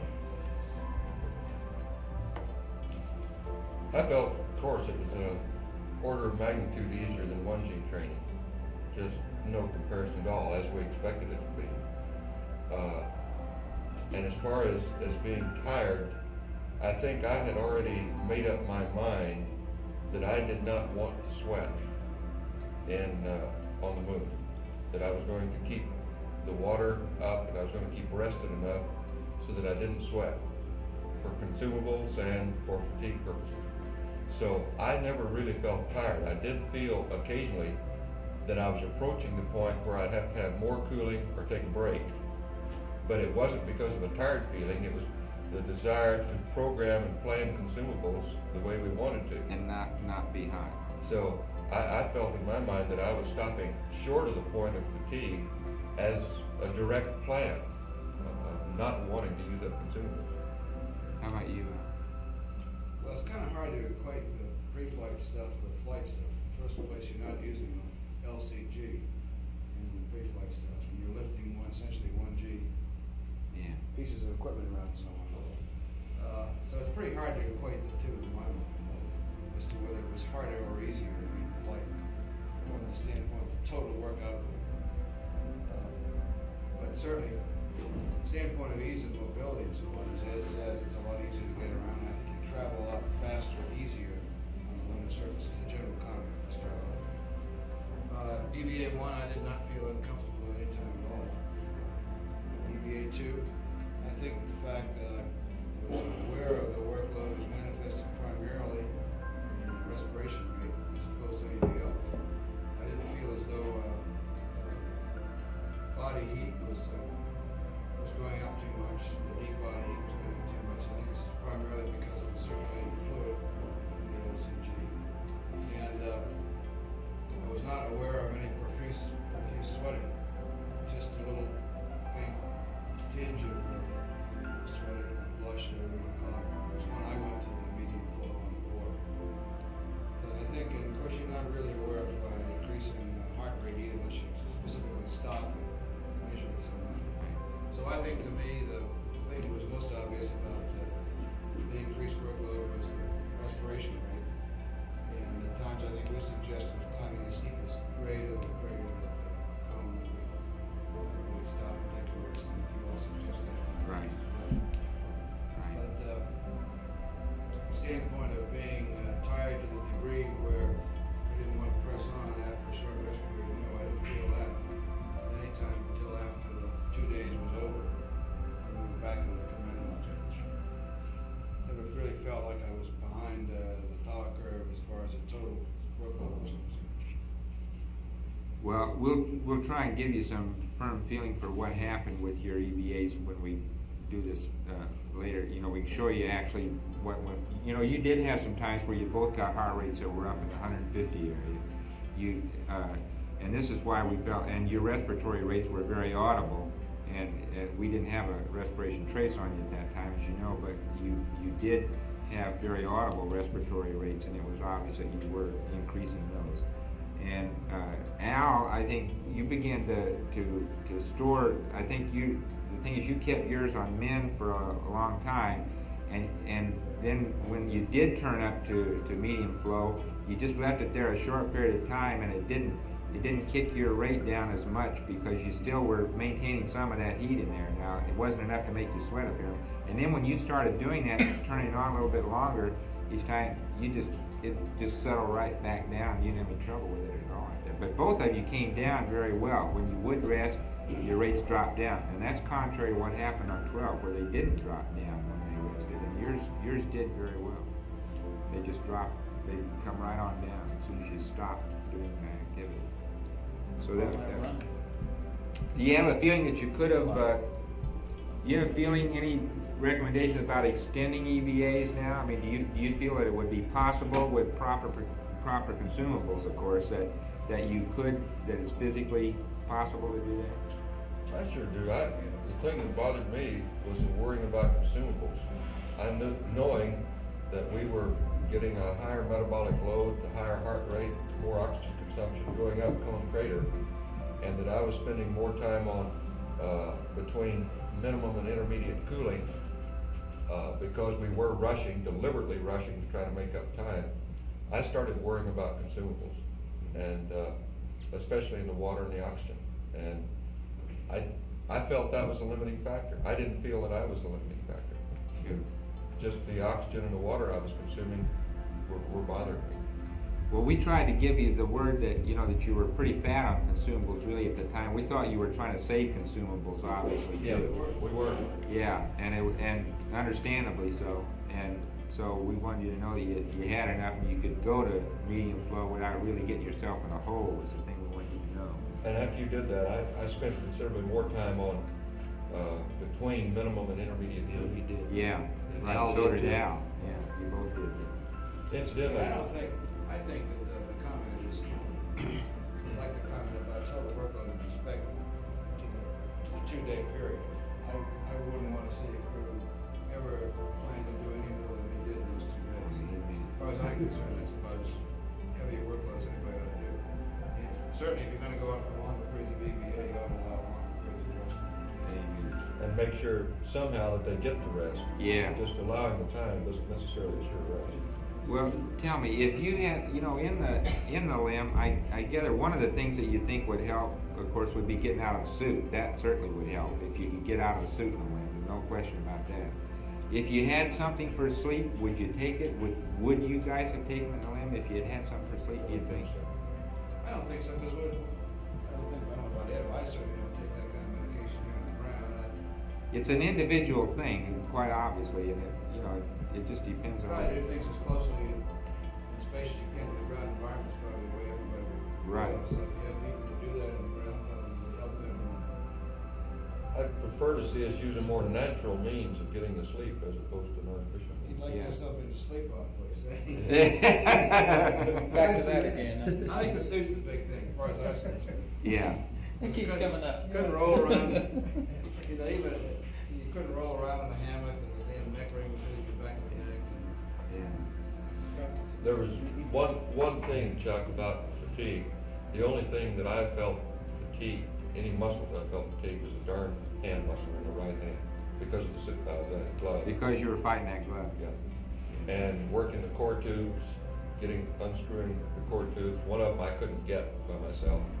Getting the caps off of them, that was very fatiguing, and that arm gave out. How about when you're carrying a barbell out there and you're getting this thing? You said you had to do it right. Well, that was tiring, but just because it's so cumbersome and it was flopping all around.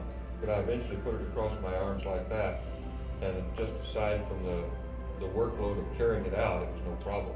It was heavy.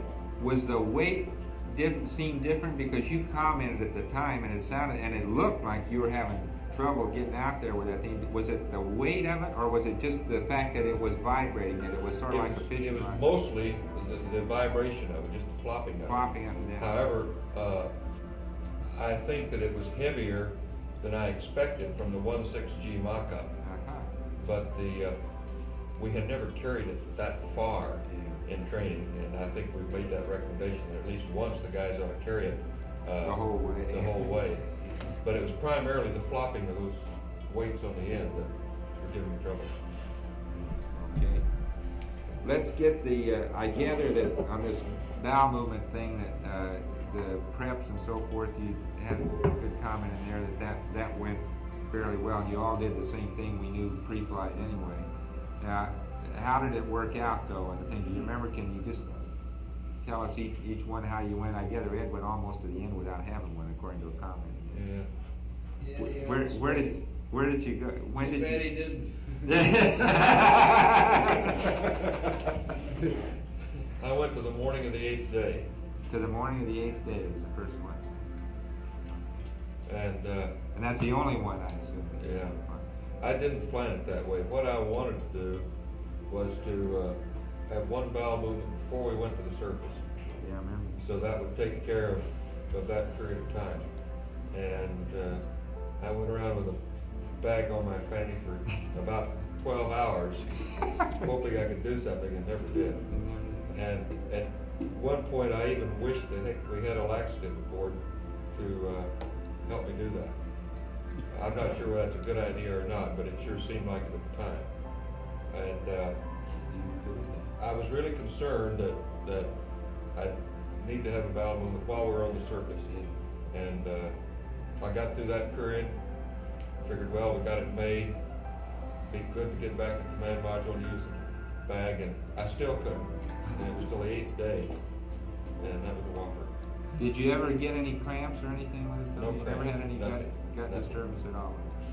Fine. I wasn't uncomfortable. I didn't even have a feeling of fullness. Good. How about you, Al? How did your cycle go?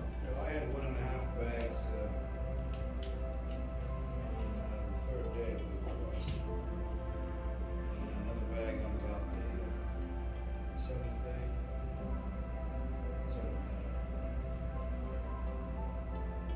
And no problems. I mean, there were normal consistency and sort of fun. But that's really uncivilized. That I agree with you. We've got to find a better method. The total hygiene thing in this thing is so archaic. It's unbelievable. I mean, we just got to do better than that if we're going to keep people in space. That's Really, all. the only time we didn't feel civilized, you know. Yeah. We really felt uncivilized during that whole process. The whole mess. Yeah, that's a big mess. And the ability to clean up afterwards. In fact, there's the ability to maintain personal hygiene throughout the flight. Totally. We need better. Stu, how about you? I went to 80 hours was the first one. I remember distinctly because I said between 80 and 81 hours approaching LOI while I'm going to do it. And you did. which pleasantly surprised me too while we're on the gory subject because pre-flight I anticipated that I might have to use the bag more than that because in my normal course of events it's very common for me to hit the head at least twice a day. And but so I was pleasantly surprised that I got to 80 hours. And then I had one other one, and it was after TEI. I guess the next day after TEI, and I don't remember what time frame it was. Or was it? Yeah, I guess it was. It was the day after TEI, and. Okay, I don't remember the GET or anything. And I can't even associate it with anything except these guys in their gas masks. I don't know what else was going on at that time. Yeah, these guys. Okay. When did you first start to use the nose drops? How far into the? Do you remember what day? Third day, wasn't it? 3, I think. Third day. And do you feel that that was a?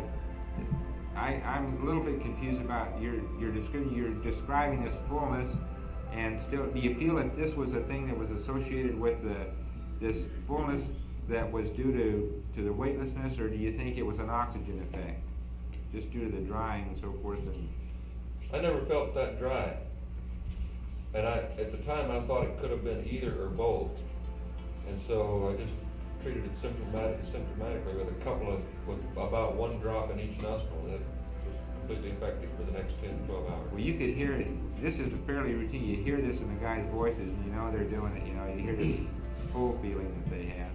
Sometimes they get a little bit of hoarse sensation with it too, and it comes and goes. And you described it, I thought, very well yesterday. You know, sometimes in the mornings you'd wake up and it'd be better in the morning.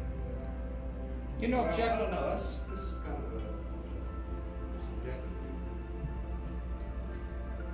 I kind of felt that maybe the whole full head sensation was related to a readjustment of the whole cardiovascular system, and therefore, It is. if you could relax a little bit in the evening, it'll help it. This is my theory. Yeah. Maybe I kind of wished it that way. It's just a general feeling. Nothing to be substantiated quantitatively. And I think as far as the nose drops are concerned, it helped with the mucus, but it didn't help the overall fullness sensation. Did they work all right? I know we got a special one with Stu here, but did they work all right? I mean, did the Just like drop? it should have, but Yes, like it clear out it made it clear out the mucus temporarily in a few hours. Yeah. Okay. And Stu, what about now? Did you just give yourself too big a slug? Is that what happened to it, or? I think I probably did, Chuck. I'm sure that's what happened. You know, I said, well, I hadn't used any up to land, but on entry, you know, I thought, well, I think I'll just use some of these beauties. And I think I gave me too big a dose in the right nostril here, because boy, my eyes started watering, and I could feel it in my sinuses and everything else. And but it lasted maybe an hour, and by the time, I guess I probably did that a couple, 3 hours prior to entry, and an hour later, you know, I think most of the symptoms have gone away. Either that or you're getting closer to entry and you stop worrying about it. But yeah, I did. I think I overdid it. And I just, you know, I hardly ever take any nose drops or anything, and maybe I just got too much in there. It's probably pretty powerful stuff. It is powerful. I know if I in 1G or here, if I take more than a couple of drops of Afrin, if I use drops instead of spray, I get the same effect as food Yeah, no, that's not a. It's a burning and a real drying sensation. And it wasn't a lack of briefing or not trying it before flight or anything like that. I think I was just a little overzealous in the application. Well, you know, 2 drops is good, give it 4. Yeah, you know, what the hell. Did you feel that you got any, did you get a tachycardia with that? Did you get a real increase in heart rate with that? Oh, I don't have the foggiest idea. You didn't feel it anymore. Yeah. Gee, Afrin- y'all had the He pumped a little more adrenaline. He got mad at us for suggesting that we use the goddamn. Yeah, I was teed off at the suggestion. Did any? You all had some evidence in your ears on the first exam when Bill saw you of having some bubbles in there. And did you have any sensation during re-entry that you were having trouble clearing your ears? Any of you? No sensation. It was rather surprising to me. I was looking for it. Surprisingly enough, I had no problem at all. Not a bit. I could feel the pressure change, but like I could hear them pop. But you know, I did that too on my suit integrity check. I could feel the pressure. Yeah. You know, and you just sort of pop it. Hey, I'd like to make a comment before I forget about this voice sounding full. You know, I noticed that you'll do that a lot if you.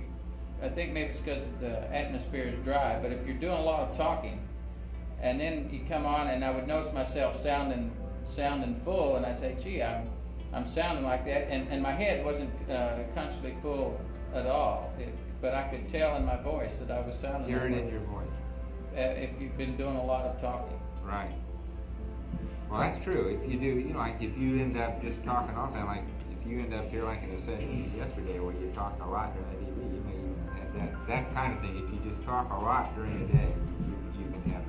We don't have too much else to do in here, Charles. Yeah, I know. Now we're back to that. Hey, Chuck, comment on those We're looking for somebody to cut a glove. Who is it? Maybe that's going to happen, Bill. comment on the Afrin bottles. They, the pressure gets to them and they separate into a jillion bubbles. That emulsion is very bubbly and filled with air. As soon as you take the cap off, it comes out, it starts leaking. It's a little allergy. Yeah. Okay. And it's kind of difficult to control that stuff. That was the first time you opened the bottle or after? Always, always. Every time you open it.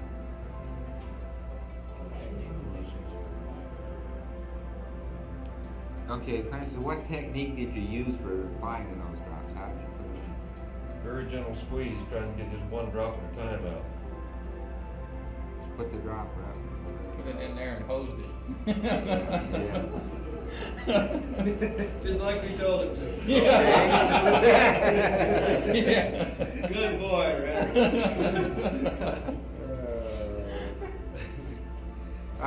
What did you take those PRDs down in your suits?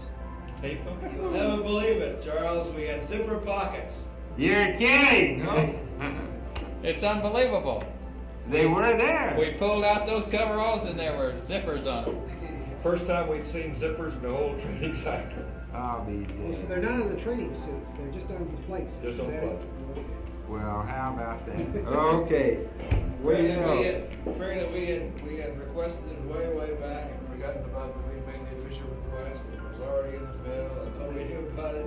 And none of the training devices were that way, but lo and behold, out of the package they came with everything. There they were. Well, that's great. They were great too.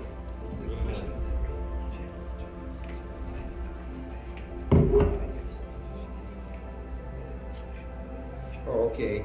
Well,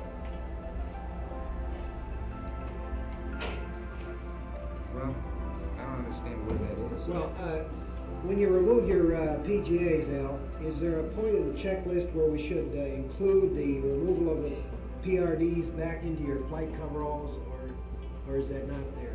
It already says, take all the items out of here. Oh, it does? Okay. It Yeah, says if that happens to be one that's by itself, I see. and if you forget that extra pocket's there, you forget it. Well, now it's listed in there when we take the suits off the first day. I guess, you know, and then when you bring the suits back over from the limb, why, you know, a pretty rushed timeline, that it wouldn't, I don't know whether it'd be any good to put that in your timeline book or not, because at that time your main purpose is just get the suits and get them stowed. Yeah, you said you jerked them down and got them zipped up in those bags pretty fast. Right into the bag. Okay. Probably wouldn't hurt, I guess, when we list the items to take out of the suits. When we come back to the limb, we can just add PRDs in there as another item. We list sunglasses and pencils and all the rest of it. That's what it is. Never mind, sunglasses remind me. When you said you used sunglasses, you're the only one who did use some sunglasses. Corrective lenses. Is that right? I use prescription. Corrective lenses. Oh, okay. When did you use the correct? A couple times when I had to read small print. In the command module deal. Yeah, with the helmet off all the time. I didn't use it. No, I didn't. I'd use it from time to time when I see this, particularly in the LMS. The only time when I can't adapt is low level. Yeah. Did you have any feeling about that on the lunar surface, Al, that the light levels were bothersome to you because of that? Because that is a very typical thing. That's an interesting The point. light levels were generally higher in the lunar module. The thing that you don't simulate on the LMS is the difference between day and night on the sun and moon. How about out The on the LMS surface? is dark all the time for all practical purposes. How about out on the surface, when you were actually out on the surface and had your visor down? Yeah. Did those light levels bother you at all? I mean, did you feel that you were having any difficulties in it? It's The either only problems I have is with reading small print at close distances when the light level is low. And I had the problem in the LMS. A couple times in the CMS and the LMS, I think I don't know how many times I broke them out. I don't know, perhaps 6 or 8 times. Try to read that damn card. It's about the only time I've ever seen you use them. Yeah, but on the surface, Chuck, it's either stark white, dazzling white, or it's absolutely black. Or it's so black? I don't think eyesight has a great deal to do with it at that point. Yeah, that's right. I think you've covered most of that stuff about the vision on the surface and so forth pretty well in there. I think you've done that very well in the thing, so I don't think we need to, if we have something that comes back up for that, we'll get the word to you. But as far as I can tell from getting through all that so far, I think we've got most of that covered. You know, I might point out to you, if you want to pursue the visibility further for any sort of medical thing, if you look at the photographs, in my opinion, they're exactly what we saw. Is that right? If you look cross sun, the visibility is great. If you look up sun, everything's glared out by the sun. If you look down sun, all of the gentle, subtle rolling and the subdued craters, they just disappear on you. But cross sun visibility is great. The photographs show it the same way. You know, just real briefly on that same subject, it's kind of hard to tell when you're looking at just negatives of these 70 millimeters, but I was looking at some of the zero phase pictures last night and how the targets would disappear at zero phase. It does it on the films also. And same way. As it turned out, I'll have to see what the prints look like. But my first impression is that I didn't see much more than what the camera did at zero phase, which is going to surprise me because I would have thought different. Yeah. But I don't take that as any sort of data until I've had a chance to really see a blown up print. You know, I'm just looking at some negatives in here. But that's my first impression. We've always said that the eyeball can see more than the film can, but with our particular film, I think there's pretty good correspondence. Probably going to be about the same. That's great. You're insinuating we have bad eyeballs. No, we just have good film. Yeah, that's That's a preliminary paper. Hey, on the sunglasses, I guess you got it. As far as I know, nobody even broke their sunglasses out. Right. And you didn't feel you needed them. No. Right. Well, I think the only time we needed them was when there was sun shafting in, but in PTC, just wait a couple of minutes, it'll be gone. It goes away. Okay. Ed, there was a time at 196 hours where we lost your respiratory, so your CPN. Did you notice whether was the signal conditioner disconnected then, or was there a sensor loose or anything? No, there was nothing different. It just quit apparently. It just quit. You couldn't see anything obvious as to why. No, I went down and went over the whole system, checked the sensors, checked the belt, checked the connection, and but we're getting too close to entry to really do Yeah. a great deal of troubleshooting. No, there was no point to do it then. And, okay, fine. Well, we're gonna check those things. We never had a signal conditioner as such fail, and that's one of the things that's sort of interesting. If it wasn't a sensor problem, we want to be sure and check those signal conditioners out. Okay, I think we've got most of this mobility thing done in here. While we're talking about that biomet belt, let me just say that I think my urine bag problem, the UCTA problem, is kind of related to that belt in that, you know, the UCTA is held by that elastic strap. Right. And I think the problem in getting that hose length correct has to do with the fact that the UCTA doesn't always end up in the same place. You try to get it below the belt so that it doesn't get on top of it and increase the dimension in the way you've already done it. And I think in doing that, I probably wore it a little more, you know, wore the gun down the hip more maybe. Yeah. In retrospect, if there's some way that that thing could be fixed, just In like the biomet place. belt is fixed, then it wouldn't move up and down, and therefore you can adjust the hose length better. Now, I wore mine differently. I wore mine over the bio belt. That may be the difference. Yeah, well, I think it's a question of fixing the vertical height of that thing, so you can't get the right length of the hose. Because mine was up and down. I think when you reached in, you probably found it was sagging down as a result of being full of fluid on one hand, but also because I used to wear it below the belt on the other. But his hose had a definite kink in it. It came out of the fitting, and it's made a sharp kink, and it was bent. It's like it's kink, it's like it's little. Yeah. Very good. Did you feel any real dryness of skin as such, or dryness of your lips or your nose at all? Did you ever have any sensation that way? Not exceptionally for me. I actually didn't have any obvious sensation. I noticed, I don't know whether Stu did, I noticed his lips were cracking about the 4th or 5th day after we got back from TEI. But I don't know if you got it or not. No, I didn't feel dry. In fact, I noticed it cracking in here too.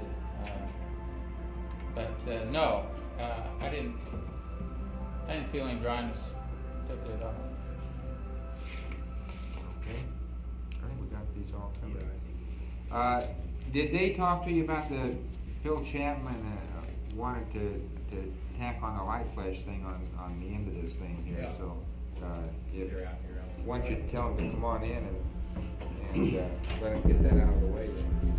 Hey Chuck, just real fast I know you've got to take the data and you're looking ahead to the longer flights, and I'm not trying to downplay it, but this weight loss, you know, I think in my case, I don't want it to be misconstrued. You know, I was just sitting here thinking, you know, I weighed less after our field trip to Iceland than I did after this flight too. You know, a weight loss of me of 5 pounds is no, just, you know, comes and goes with no problem at all. Well, that's why the body water things are going to be pretty important. Yeah. You know, to know is that really it? You know, is it really a total body water loss? That'll be a real important plug to hang on to. That's why we'll go over that with you so that it is clear. We won't have total body water or intracellular fluid space until after quarantine. That will be doing beta. Those are beta beta emitters. We're just doing the gamma counting. Why can't we get it out?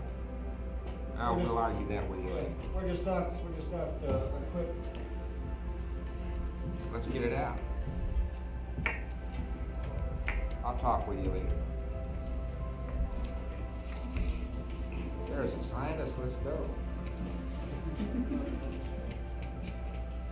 Where's Bill? Yeah, there he is. Bill, go out. Hey, y'all want any coffee? I got a big pot right here. Yeah, I'm coming over to get some right now. Dick suggested that we should tack on a few questions about light flashes at the end of this briefing. That's what we're about to do. What we'd like to do is to clarify some of the subjective impressions that you got of what you saw in the way of light flashes, and also to clarify the conditions under which you saw them. Excuse me, can you stand back from the mic just a little bit? That's a boom mic. Phil, what you said right here, it'll pick it up. It'll really blast us out.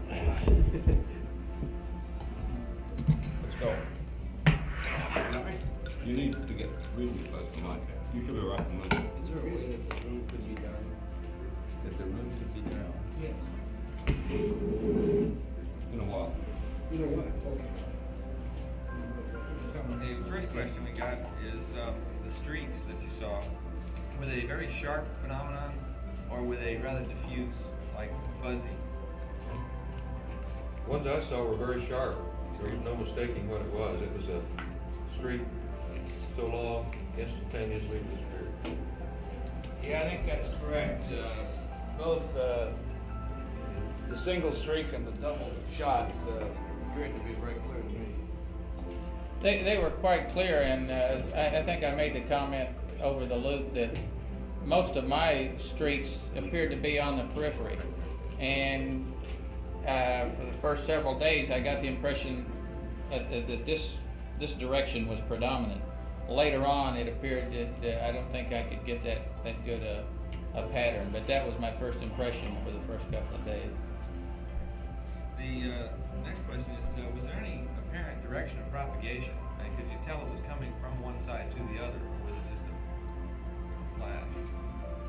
Several times you did say from the left to the right or something like that. Tried to correlate it, but in my case, I couldn't really correlate a pattern out of it. Yeah, I would think that the time period in which we tried to report them streak by streak, flash by flash, was representative. And it was my feeling that it was generally random during that time period, and therefore generally random throughout the times that we were noticing it. No, I meant, could you detect that it was moving from one side to the other in general? It was moving in a specific Oh, flash. and a specific flash, yes, yes. But you could see it as a travel from one side to the other? You really I think could. we tried to report it that way, didn't we? Yes, you did report it. That's the way it was puzzling us because it happens. It has to be very fast, you know. Isn't that question kind of redundant then? I don't believe you.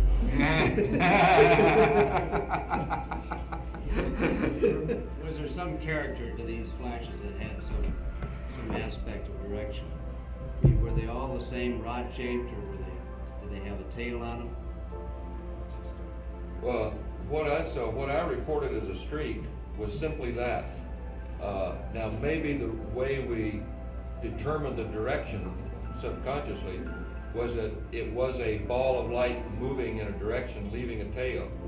But I can't say that for sure. All I reported was a streak, and I had the impression of it moving from one direction to the other. And I reported that direction, and I can't clarify it much more than that. Maybe while you're asking a question, if we just tell us the lights, I think they can see this in the dark room. It's just, the idea is to try to see whether this is what you saw or similar to it. I think you need the lights out there. Well, can you see anything? Yeah, except that's what it looked like, except it was traveling. In other words, it started out and it definitely progressed across the field of view. Direction of motion per individual. Was it that bright? Yeah, except you're not traveling. It was traveling. You saw it as a point that made a streak. I never did see two simultaneously either. Neither did I. Now, you have two streaks in that. I never saw that. At one time you said you saw a semicolon shaped thing. Saw what? A semicolon.